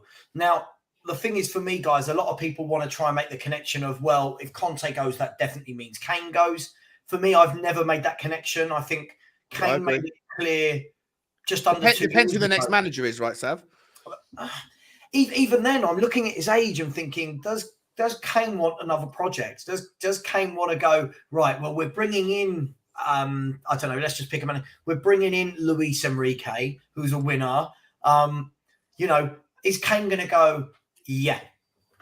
I don't think Kane would ever want to go up sticks and move to Munich and things. Like, how old are his children? Like, one of them, I saw them this morning before the game. They look like one of them was like 6, and one of them was probably like 4 or something, 3. Like, they look like, you know, old enough to know the difference, not old enough to be baby or to be old, like to be, you know, more settled. But I'd be very surprised if they wanted to upshoot and move country. I'd also be very surprised if and Tottenham aren't going to sell him to, or let him go. He would never go to Chelsea. He'd never go to Arsenal, would he? So stranger things have happened, man. Well, like we do have to understand as well, though, when it comes to Kane, right? You know, you question, okay, so what was his motivation up until so far this season, which was breaking Jimmy Greaves' record? He knew, but now that that's done, what's the motivation now between now and the end of the season? You know, is FA it Cup? Well, I'm hoping so it is. I think when you look at, you know, the Premier League and the Champions League, it's going to be extremely, extremely difficult. I think the FA Cup is probably maybe the last thing that's motivated him. But since he has broke that record, I don't see Kane maybe affecting the game or wanting to affect the game as much as he was. Do you think that's because of that, like, the same sort of argument that you can make about Lloris signing a new contract, then kind of relaxing a little bit, right? Or do you think for me personally, I think it's just the template's been figured out a little bit. Like, just pressure that you've got a big, strong, solid centre back. Fayesh and Suter smashed him. Simon Kjaer smashed him. If you ain't getting the protection from the referee, then you have to adapt a little bit. And I think that he's a little bit tired. The guy's played every minute. Basically every minute this season. He must be sick of being smashed every week. And you're talking about 10 times a game at times, as soon as because he's our outlet. And you're right, Sean, he is our outlet. But it could be coming to a time where when you look at the creativity over the last few weeks, right, it's clear that teams have figured this out. Get tight to Harry Kane. So don't let him try and take down the ball. If he does take down the ball, take him out, which then means they can regroup, get everybody back behind the ball. 100%. So, and then it has a knock-on effect to Sonny, because rather than Son just, okay, Kane's got the ball, boom, in behind, I'm in, goal. Son is having to come a lot deeper to be able to get on the ball to try and affect the game. Right, which means you're asking him to do stuff that is not in his ability, which is back to goal, hold up the ball. Son is lethal when he's facing the goal on the ball, running at people. That's what he's best at. So it probably has come to a point where, look, I didn't think it was necessary last summer, because I do believe centre-backs is of utmost importance. I still believe that this summer. But you are looking to a point where you are probably maybe looking, if you are going to keep someone like Conte, at bringing in that midfielder, because teams. Yeah, I was going to say the same thing, mate. Yeah, you bring in some. I was thinking about this earlier, looking at. Sorry, Sam. I'll just make this real quick. How many free kicks do we get in decent areas around? Like on an average game, we probably get 2 to 3 free kicks in areas that are dangerous in the 25 kind of yard out area, right? If Maddison's unavailable because maybe he's going to Newcastle, maybe he's loyal, maybe he's too much money. James Ward-Prowse, I've never really realized, never really kind of thought about him as that in that high regard. But actually, he could play that kind of that counterpart where he could step into that role. And also, when you do draw those free kicks, when Harry Kane does get bombarded, like smashed over by somebody, and it's in that tricky area that's kind of central, maybe 2-3 yards either side of the kind of middle line on the pitch, and you're 23, 24 yards out. If you had someone like James Ward-Prowse in that could do that, both the double role, obviously Maddison's better playing the 10, but James Ward-Prowse I think can do a decent job at it, and also his free kick speciality I think that maybe if you could sign that midfielder, you could encourage Harry Kane to stay so that he doesn't have to be smashed left, right, and centre. Can I ask? I mean, Pete makes a good point, and big up, Pete. I hope you're feeling better, my man. Peter said Kane isn't demotivated; he can't carry us every week, and I feel like we might have got to the point, lads. And this is again just one theory that this guy's carried us for. This isn't this season. This is years. Like this is years and years and years. If you take Harry Kane out of Tottenham Hotspur, we're not this Champions League club. For me, I think if you take Kane out. And what I noticed today again was I think he starts the game quite high up the pitch. Then the more and more frustrated he gets into the 10th, the 15th, the 20th minute that nothing's coming to him, you start seeing him drop 5 yards, another 5 yards. Before you know it, he's in the centre circle, picking up the ball and looking to turn. And I think centre backs are seeing, okay, if we can get him out there, I like him there, because then he's not got too many runners past him to work with. But I think you're right, Sean. I think you said similar, David. If we got a Maddison, if we got an Odegaard, someone of that ilk that plays in that pocket off the striker and just threads balls through, I think you see a much happier Harry Kane that can actually go and be a striker again, rather than this kind of playmaker. Like if he was on Football Manager or Championship Manager back in the day, he would have been centre midfield, attacking midfield, forward, right wing, left wing. He could play everywhere. But he's having to do too much, isn't he, David? He's having to do way too much for one man. Oh, 100%. 100%. Look, you're asking him to be the hold-up player. You're asking him then to turn and be the creative player, but then you're also asking him to get himself into the box and finish. It's an impossible ask to ask of anybody to do all three things. But I think fair play to the guy. I think he's given he's tried his absolute best. But we are coming to a point now, and it was clear to see in the first half. We were saying on our halftime on the watch round we were doing as well. It's all well and good Kane dropping deep and getting on the ball, but then when he looks up, he needs someone like him in them positions in the box. Cool. And it's becoming a huge problem, a huge problem. It's like teams are now happy to let Kane drop when he does drop at times, get on the ball, and then just block up the middle, knowing that there's no one else in there. look, maybe my statement on Kane was a bit harsh, but I do think inevitably, once you do break a record you've been chasing for so long, for a little period of time, there will be a bit of a drop-off in motivation until you find that something new to remotivate yourself, or a new goal, a new target to be able to aspire to. But look, we have relied on Kane for so long. We're still relying on Kane to this day. I would have liked to have thought we would have had that problem solved by now. But again, I think he's that good that I don't think you will ever probably really truly solve it until Harry Kane's retired at Tottenham, to be honest with you. I mean, look, there's lots of talk, guys, about the fact that maybe he wouldn't go abroad because of the kids, because of his age, whatever it may be. For me, I can't help but think past one club. Bless me, I don't know where that came from. I better phone my boss and tell him I got COVID or something.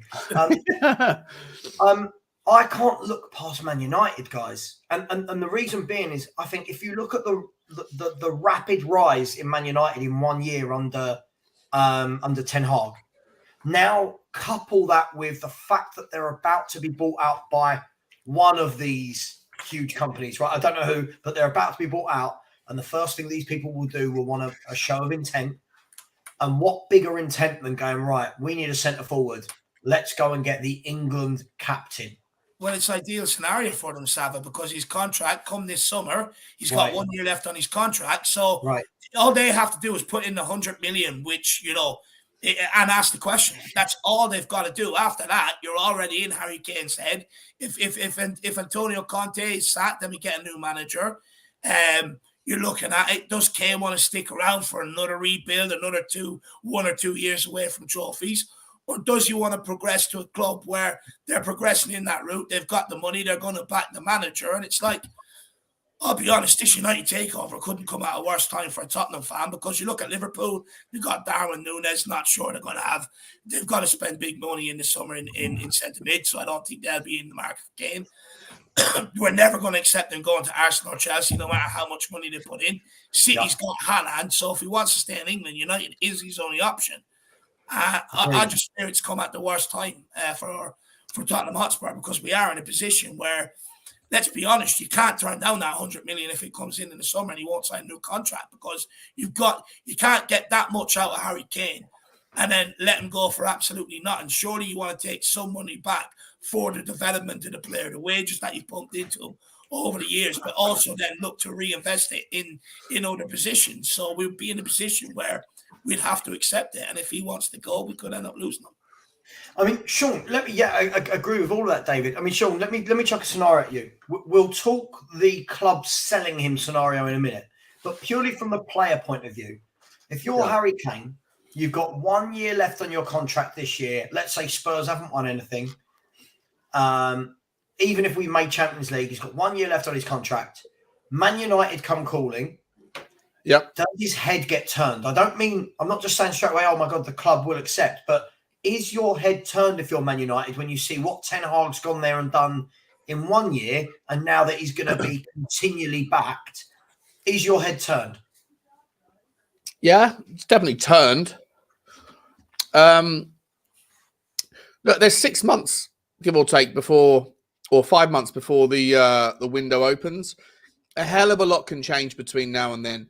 Tottenham might get bought out by somebody. Tottenham might have QSI come in and get the majority shareholder come in and spend the money. Maybe it's not the Emir of Qatar that buys Manchester United. Maybe it's the Ineos group that under that's Sir Jim Ratcliffe that looks a little bit different. Maybe none of those things happen. Like, I hear what you're saying, right? Like, if you're Harry Kane, if you're looking for a reason to leave Tottenham, you need to find guaranteed trophies. Manchester City would be the obvious option, but they don't need you anymore. Arsenal look good, but you can't go there. Chelsea spend money, and that would be a London thing, but you probably won't go there. Liverpool are no closer to trophies than Tottenham are at the moment, or at least the way it looks right now. So there's no guarantee. Newcastle, there's no guarantee. Manchester United is probably the option, but I mean, do you want to move to Manchester as well? It's the other thing, right? Like, sure. how settled are you as a human being? As like, like I think that he comes across as someone that doesn't need the money, doesn't chase the money, and those things are not going to be the important things for him. He's going to probably sit down and talk to his wife, talk to his kids or whatever, and find out. And I genuinely think that he's probably going to sign a new contract at Tottenham. It'll be a very, very, very good contract. Do you not get the uneasy situation where it's with Conte, where, we're all expecting it to happen, it didn't happen, and it's kind of like it's getting to that time with Harry Kane as well? Do you not feel a bit uneasy by that? Look, maybe I think we hear more about Conte just delaying contract talks than Harry Kane. To me, I'm okay with it either way. If what I probably don't want to see happen is him run down his contract. Yeah. I'd rather him go in the summer. If he wants to go, let him go. Because look, there's going to be a period, as much as it's like difficult to get your head around, at some point, Harry Kane will have scored his last goal for Tottenham. Yeah. At some point, Conte will have picked his last team. At some point, Daniel Levy would have written his last check. The game moves on. Players get old. Whether it's this summer or it's in 4 years' time, at some point, Tottenham Hotspur are going to have to move on from relying on Harry Kane. If Manchester United with money bags comes in and says, "Here's 100 million quid, can we get it done now?" I think you take the money because that's good money, and then you go and if you, for me personally, what I'd do on top of that is see if you can offload Richarlison for getyourmoneyback.com, send him off to Real Madrid. And then you take 150, 160 million quid and you go and buy Ivan Toney and you go and rebuild it. It has to happen at some point, whether it's this summer, next summer, the summer after. At some point in the next 3 or 4 years, Harry Kane will stop playing for Tottenham Hotspur. So it's not something we should fear, but it's something we have to embrace, and we have to try and make the best of him whilst we have him, and also look to rebuild in the right way. Like, those conversations will be happening. If he wants to leave, I'll wish him well, but I don't think he will. I think he'll stay personally. But if he does go, get as much money as you can from money bags from Qatar. Do you think, in terms of, sorry, you're talking about Kane staying, not Conte, right? Kane, yeah. Conte I couldn't care less about. Yeah. If Kane stays, are you saying stays for the last year of his contract, or are we saying stays as in signs a new contract? Signs. He either signs now or we let him go in the summer. Yeah. I don't see the benefit of keeping him for another 12 months and letting him run down. Like a comment like this is interesting. Like Rumskelly, big up to yourself, has said, okay, get Tony and Maddison in mid-20s in English. Now, forget the two players there. Like, we can debate which two the players are, but let's be fair, David, right? If you lose Harry Kane, you lose your playmaker and your top goal scorer all in one move. So it's not a case of, we'll just go and buy a striker, because we've now not got that link between that conduit between midfield and attack. So Would it be the worst thing in the world? 100 million for Harry Kane, 100 million on Tony and Maddison. Just throwing it out there as an option. Look, I don't.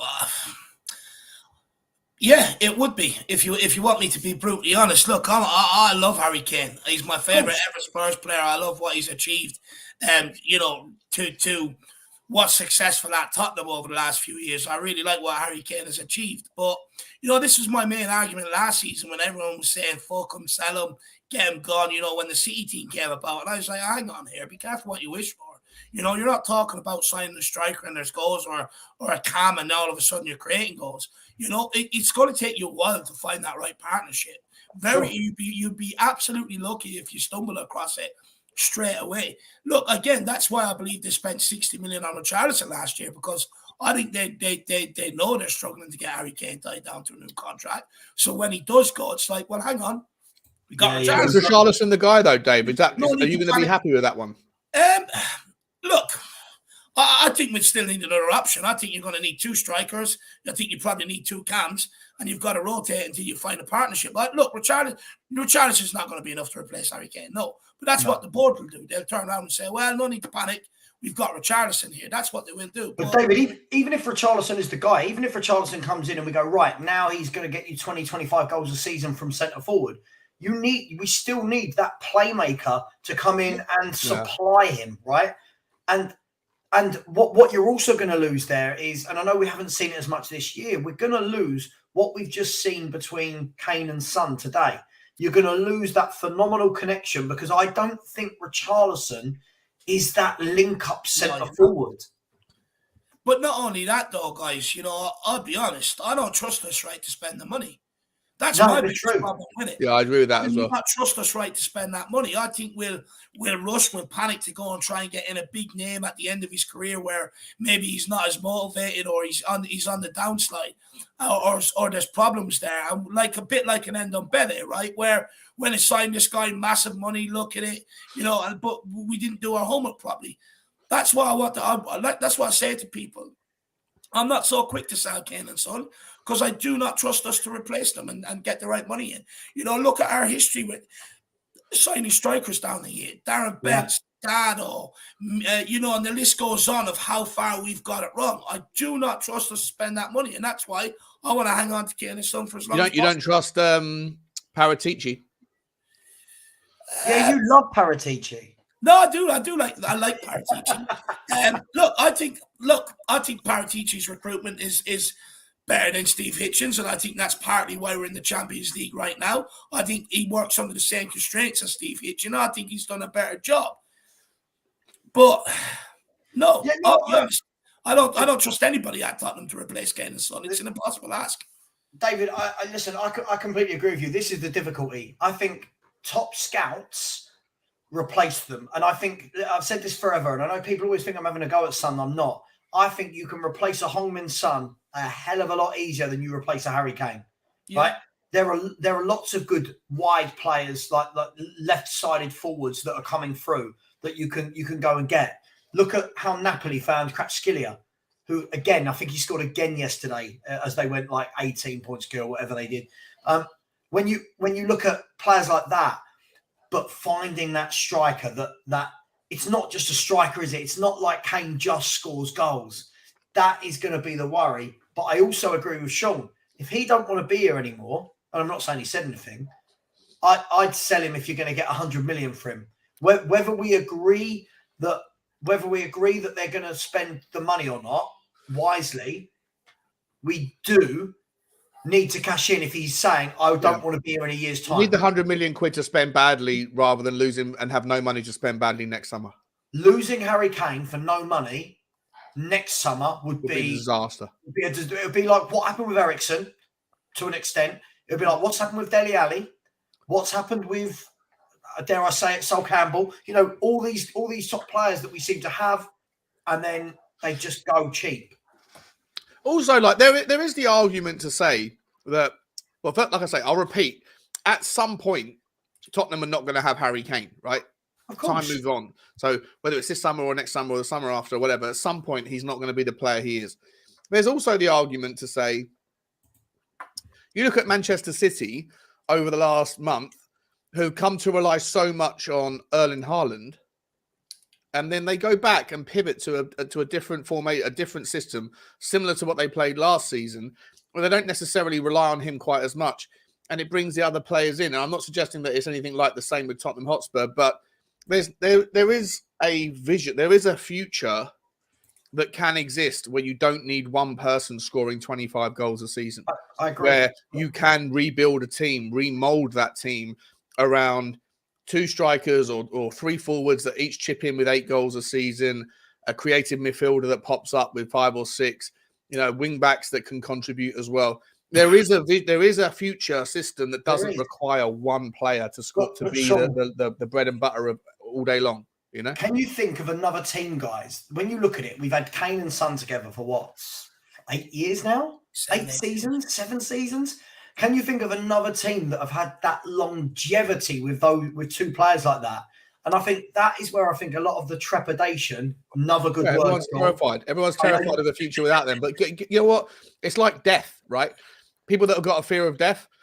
All right, I get it. It's probably terrifying the more you think of it. But ultimately, get on board it because it's going to happen. Like at some point, Sonny and Kane are not going to be at Tottenham. So rather than worrying about that future, start to think about how you can adapt, how you can pivot. And whether that is moving to a different system, whether that's having 2 or 3 players that are all capable of chipping in. And like you said, Dave, figuring out, you try them around and see whether, back in the day, remember when we started when we moved into the top 4 conversation a long time ago under Harry Redknapp, we had those periods where you had like Robbie Keane, Jermaine Defoe, Peter Crouch. I forget who the fourth was. It Berbatov. I don't know if he was part of that conversation. Pavlyuchenko could have been for a while. Pavlyuchenko.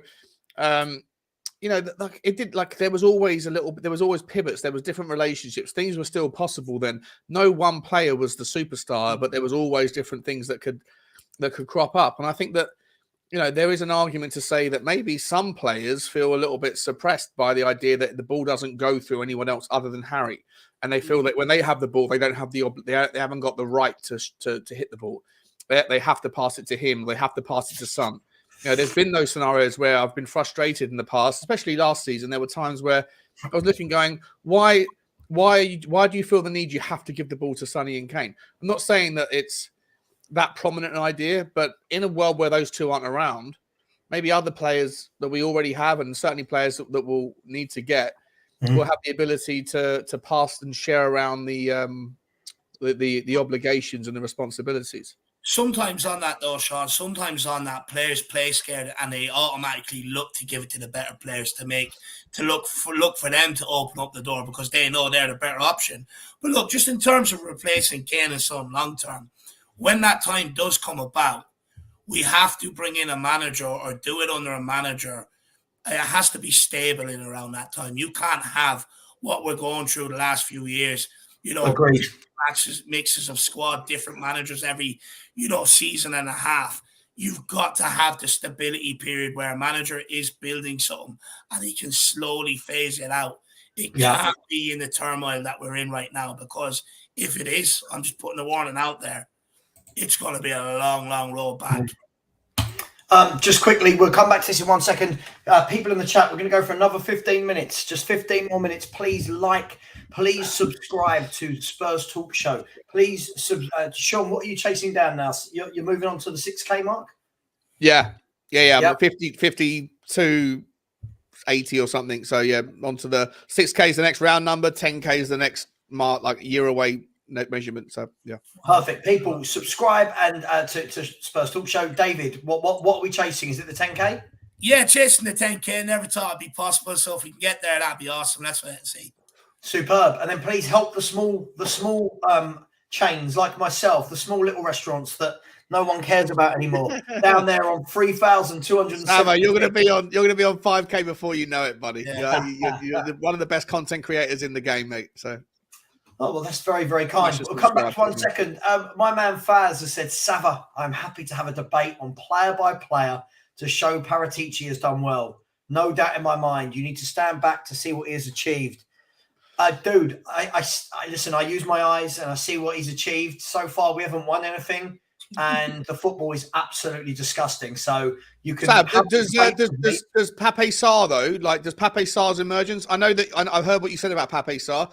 Good to see him emerge, but let's all take a breath on him a little bit. Right. If he does continue to perform and grow by the end of the season, is that one? Would you put that in the win column for Paratici?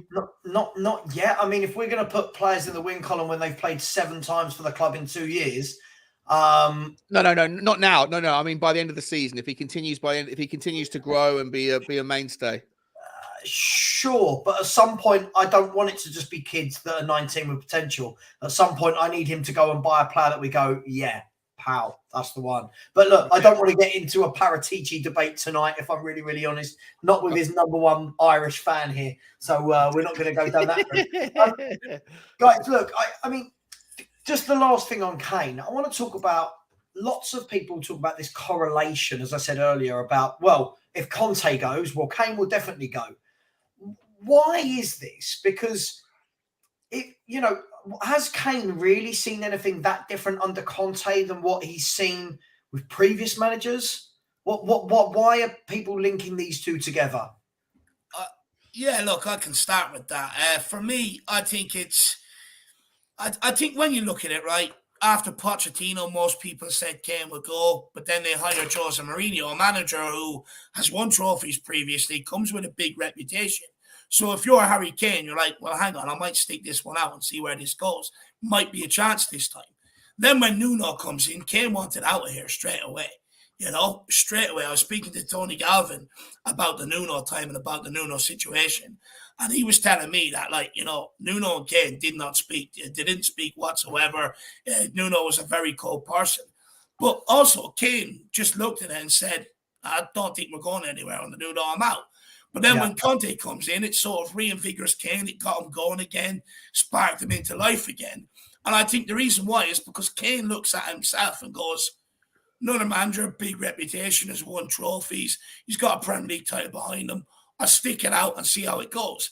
If we don't get someone in on that level next, I do believe Harry Kane will go. I think Harry Kane now has his sights on maybe the potential of trophies. I think that fact that we've hired Jose and Conte who have done that, it's kind of like, I think he looked at it as, okay, there's a potential, I'll see it out. But if this doesn't work out under Conte, I think it'll be one too many times for Kane and he'll be out. So, okay, so in that case then, Sean, if David's right, then it's not really about Conte, is it? It's about an amalgamation of things, right? It's about successive failures rather than, oh, it's not worked with Conte. Conte's gone, I'm going, because he wanted to go before, right? So we know it's in there. We know, I'm not saying he feels that now, guys, but he's done it before, right? He come out and basically said he wants to leave and he was disappointed, and it's not that far-fetched to think he could be feeling that again, is it? Is it, Sean? Sorry, mate. It's not too far-fetched to see what's happening again? That even with Conte being here, that he could still want to leave in his pursuit to salvage something in his career. It's not too far-fetched at all, mate. It depends on what he prioritizes. Does he feel like he's getting the most out of his game, and are Tottenham doing the most that they can do with the squad that they have, playing his system, his formation? Like, it's one thing when Conte comes in. It's like, I don't know. Give you an example. Once upon a time, when I wasn't as big and ridiculous as I am now, I went and nailed it. Like, I went and met a girl in a bar that was well out of my league. She was a 10 out of 10. She was absolutely incredible. For weeks, I was over the moon. She even had the audacity to talk to me. I was like, oh my God, what's going on? How have I pulled a bird on this level? After a little while, I'm actually like, now I'm just familiar with you. And actually, you're just like every other girl. You've got your own hookups, your own hang-ups, your own, like, there's all things that are wrong with like every other person. And I think that, you know, after a while, the kind of the novelty of the shock of working with someone of that caliber wears off a little bit. Yeah. And I think that maybe at this point, Harry Kane is now no longer thinking about, I'm working with Antonio Conte. Like, holy shit. Now he's thinking, I'm working with Antonio Conte.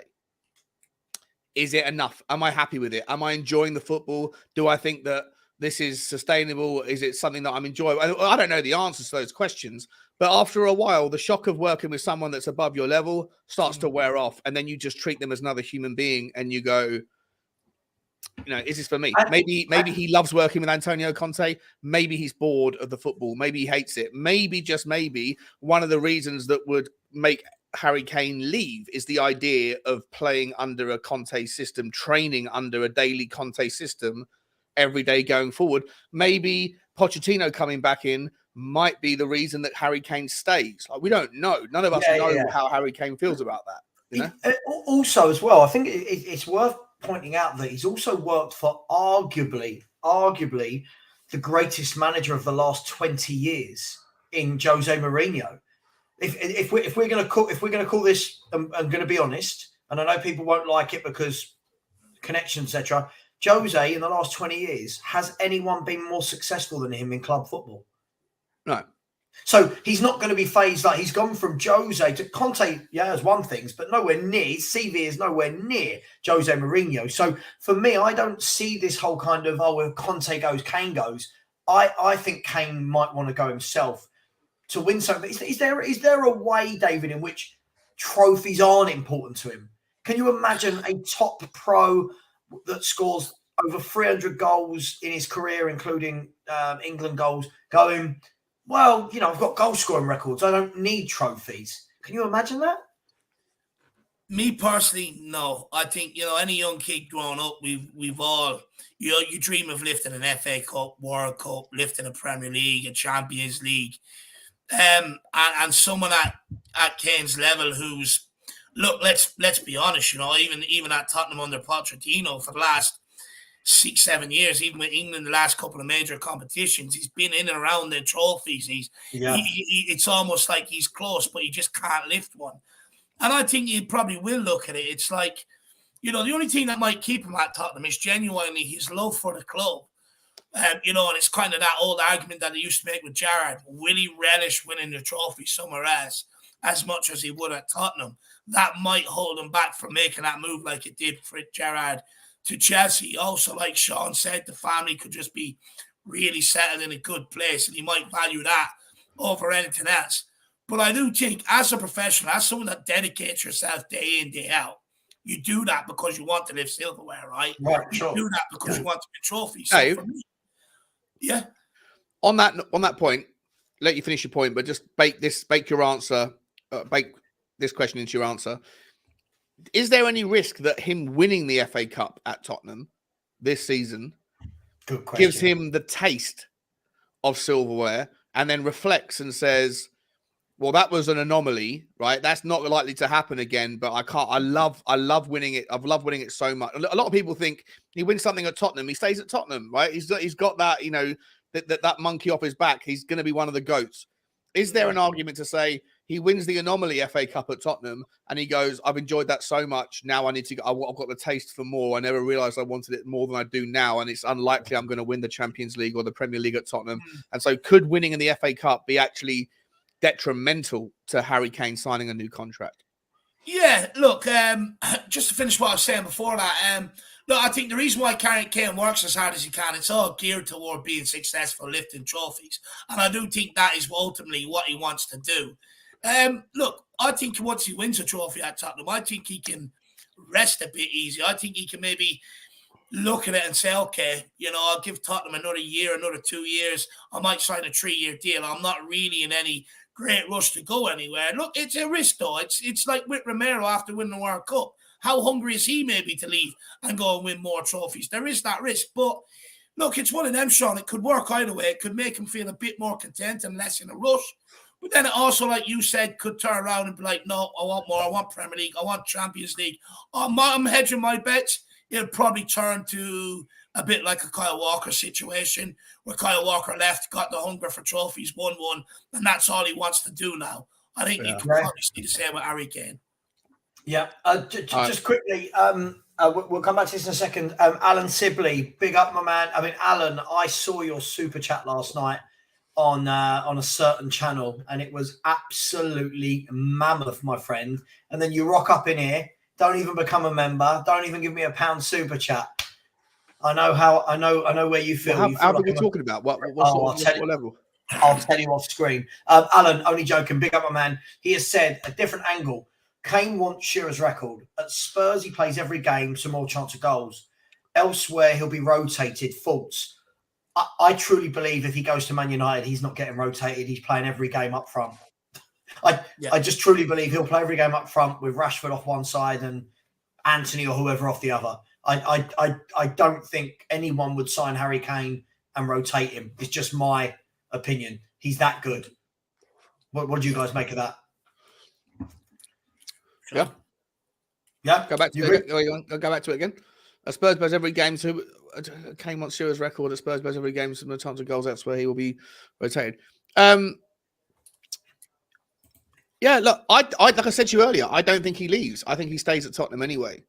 I do think he stays at Tottenham anyway. I think he's going to stay. I think he's going to get paid $400,000 a week or something silly. I think Tottenham have got the leeway with our wage structure, right? I think we were like 28% or 30%, whatever it is, wage to revenue.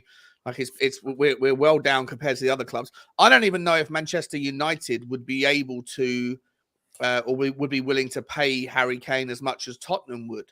I know that sounds bonkers considering their general track record, but Eric Ten Hag has come out and said we're going to stick to a very rigid wage structure going forward, and it comes across like he's saying that in a way because he wants there to be like, you know, measured growth and everything, but actually it's also because they're pushing that boundary of the future limits of what FFP allows. In 2026, you can't have any more than 70% of of your entire revenue to be spent on player fees, player wages, transfer fees, player wages, or agents' fees. And at the moment, they're very close to that level. It seems like Everton are well above it. It seems like Paris Saint-Germain are 112%. It's bonkers. Tottenham are well within that. I think Tottenham can afford to pay Harry Kane a decent whack. Probably as a consequence of that, other players are going to come sniffing for their increases. But I think Tottenham are going to stay. And I like what Alan's saying. I think that, there's loyalty. There's also the guaranteed play. He's not going to necessarily be rotated or rested, which also, by the way, is a problem. Like the fact that he plays every single minute of every single game is also a problem. You want to see what Richarlison can do at Tottenham, and you don't give him a chance to play in the 9 role. Like that's a whole nother conversation for another night. But I think that personally, that Harry Kane will stay and we'll see out his career at Tottenham Hotspur. I hope you're right. Okay, well, let's move on from that last thing. We're going to finish up in 5 minutes. Before we do, guys, let's get some predictions for the rest of the season. We've got 14 Premier League games left. We're currently in the top 4. Newcastle have a game in hand. I think Liverpool have got a couple of games in hand, which would put them a couple of points behind us if they were to win them. Are we in pole position now, guys, for the top 4? And not getting it from this position, would it be failure? Me first, Dave, or you? Yeah, no, you go first. David's thinking of an answer where he can sit on the fence. No, I think for me, I judge the season. I've said this a million. I got slagged off for this, for saying that not winning a trophy doesn't necessarily mean failure. I think that as long as you've got progress and you're moving forward, then there's reasons to still call a season a relative success or a relative progression. For me personally, the only way this season is not a failure if we finish 5th or 6th is if we win the FA Cup, right, or if we potentially get to the Champions League final. I would say is still progression because there's a reason to be cheerful there. But if we win the FA Cup or we go deep in the Champions League and we still finish 5th by hook or by crook, we don't quite get 4th, then I don't necessarily think the season's a failure. If we get dumped out of the FA Cup by Sheffield United and we get dumped out of the Champions League by Milan and we finish 5th, 100% it's a failed season. Yeah. Sure. David, are you on the same page? First of all, stop saying I sit on the fence because I make the most boldest predictions out there. Everybody knows that. Every time, though. Every time. Look, a couple of weeks ago, I was maybe looking at an outside title challenge if we could put things together right. That's sort of gone by the wayside. Look, I live in hope that we make top 4. I want us to make top 4. Sadly, I see maybe the centre-back position coming back to haunt us badly before the end of the season. Although, I was saying to, I think it was Shawnee there the other day, that it's just like Tottenham through all the turmoil. Everyone's already writ off the season before today's win, this, that, and the other. It's just like us to end up in an FA Cup final. It really is just like us, and who knows. So I'm going to go with, I think we might just miss out on top 4, but I think we probably end up in an FA Cup final. And would you consider that a failed season? Yeah. I mean, when you look at it, guys, look at our fixtures coming up. I'm going to take away the Champions League and FA Cup just to concentrate on the Premier League and top 4. We've got Chelsea at home next week, followed by Wolves away, who just lost at home to Bournemouth. Yeah. Right. We've then got Nottingham Forest at home, Southampton away, Everton away, Brighton at home, followed by Bournemouth. Listen, I'm always wary of using words like this. It's favourable. 100%. Don't mince your word. Don't mince your words. Like, of those games after Chelsea, offense it. Don't mince your word. But come on, let's be honest. Let's be honest, right? Like, of those 6 games, you should be able to get 15 points. This is my point. If we get past the Chelsea game, look, the Chelsea game is massive, right? Bigger for them than us, but the Chelsea game is massive. Win that, we create a nice little gap, especially with the fact that Newcastle next weekend will be playing in the cup final, right? So and then they've got Man City, and then they got Man City then the following game after that. Right. Okay. So it's massive. Win that. I'm going to put my neck on it. I think if we beat Chelsea next week, we make ourselves such huge favourites for fourth place. It's unreal, right? Then it's down to, can we see it through? And when I look at those favourable fence-sitting games, let's be fair. We should be beating Everton. We should be beating Bournemouth at home, Southampton away, Forest at home. We should be. Wolves away is a tough one. Like I can see that being a draw. Chelsea's a tough one. Wolves a tough one. But after that, all those other games are you should be winning 3 points. The thing is, right? I don't buy this that there's no easy game in the Premier League. There are teams that you should be beating. I agree. If you lose to them, it is a disaster. But the problem is we've seen against the likes of Bournemouth and teams like that, we've made it hard on ourselves. We make it extremely hard on ourselves. If we can stop doing that, we've got a very good chance. If you can put a consistent run together, you've got a very good chance of getting inside the top 4. Yeah. Hey, do you think that one part of that might be, look, listen, the experiment dropping Sonny worked. It works.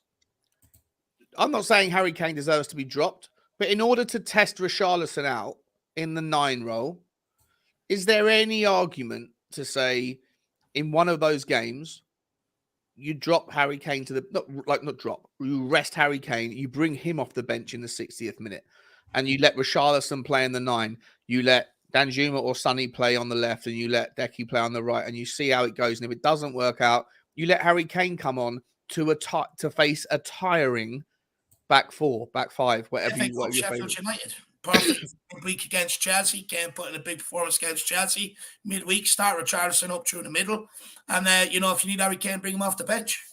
That's Why not? I don't know. When we've tried these drastic things where the ever-present, the evergreen players of our football club, when they do go to the bench, they come off the bench, they score goals, they get the 3 points. Why can't we do the same thing with Harry Kane? Not because he deserves to be dropped, but just because the man needs a bit of a breather. FA Cup. Perfect, but the fact that we're still in the FA Cup, it gives us that chance. That's where you trial this at Sheffield United, would you? Oh man, I would have tried it. I would have tried it against Nottingham Forest if Richarlison was fit when we got dumped out the League Cup. I don't like the likes of Son and Kane, even like Højbjerg or people like that, or Romero having to play these games. When I grew up, all them games, what I seen in them games were players coming back from injury, youth players and players on the periphery of the first team. That's who combined, and they were good enough to go and beat them teams. Over the years at Tottenham, we played players, some of them being in the starting 11, and we're losing them games. For me, I want to get back to the point where you can rest the Kane. So I don't want to see them in the early round of them cup games. I don't. Yeah, okay. Good. I mean, look, guys, I said at the beginning of the season, I predicted 4th. I thought that we should be finishing 4th. Lots of things have happened, but I still maintain, no matter how much I don't like the football, I still maintain that with the firepower we've got, we should be finishing 4th in this table as a minimum. I agree.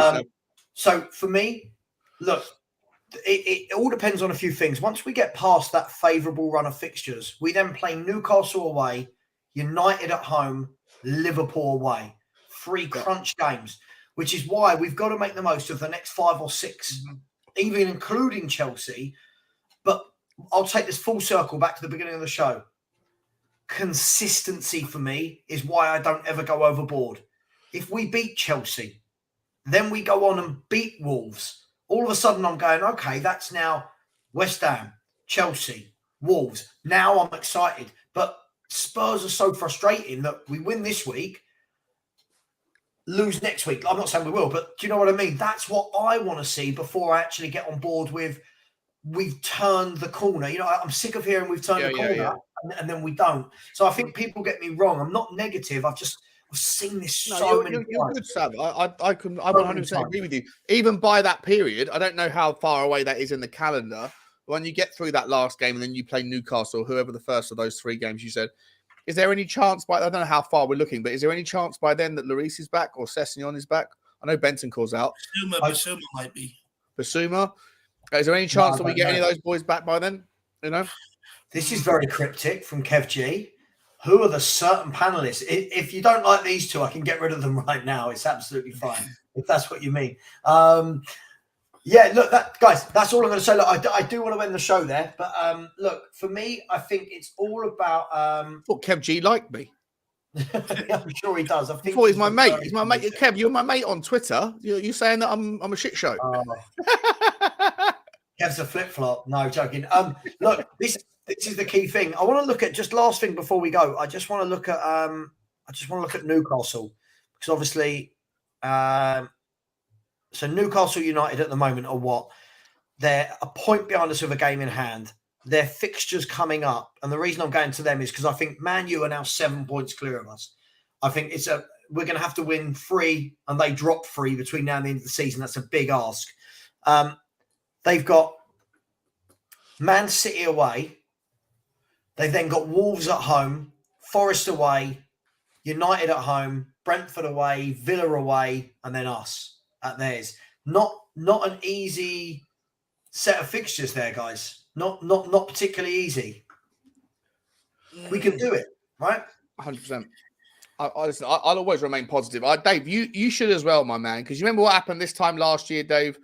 I was pretty new to the community. You took me under your wing, and the 3 of us, you, me, and I didn't know you at the time, Sav, but you, me, and Jack, everyone else was saying that top 4 was over, and we stayed true, didn't we? We stayed true. Everyone else, I was having 50 quid bets left and right and centre, and I won them all. And I had a £50 bet with the guy Kunle from One Touch, a big Arsenal fan. I've had the same bet this week that Tottenham are going to finish top 4. I'm sticking to it. I trust in my team. I trust in Tottenham to not let me down, and we're going to do it. So. Yeah, look, I said we will. My worry, I'll be honest, isn't Newcastle. I think this is a year too soon for them. I think they draw too many. My worry is Liverpool coming out now, getting all their players back just in time for this run-in. But, hey, no one can seem to get any consistency. So, look, I'm sure in a month's time, guys, when we're sitting here mid-March, we might be having a completely different conversation. We're top of the league, like David said. We're winning the title, and all these things have happened. Big up to everyone. We are going to leave the show there. I don't want to just keep talking for talking's sake. What I am going to do is I am going to put the link in the chat to Henry Wright's show, which is started right now, which is for the Spurs Corner. Please go over there and show some support to Henry. Please like and please subscribe to Spurs Talk Show with Sean. Please subscribe to the Irish Hotspur with David. And please subscribe to myself, Savva Talks Football. We'll be back throughout the week at some point, and I look forward to speaking with you all soon. Sean, David, thanks a lot. Thanks for coming on. Thanks, buddy. Good Come time. on, you Spurs. Come on, you Spurs. Good to see you, heard. See you soon, guys. Take care.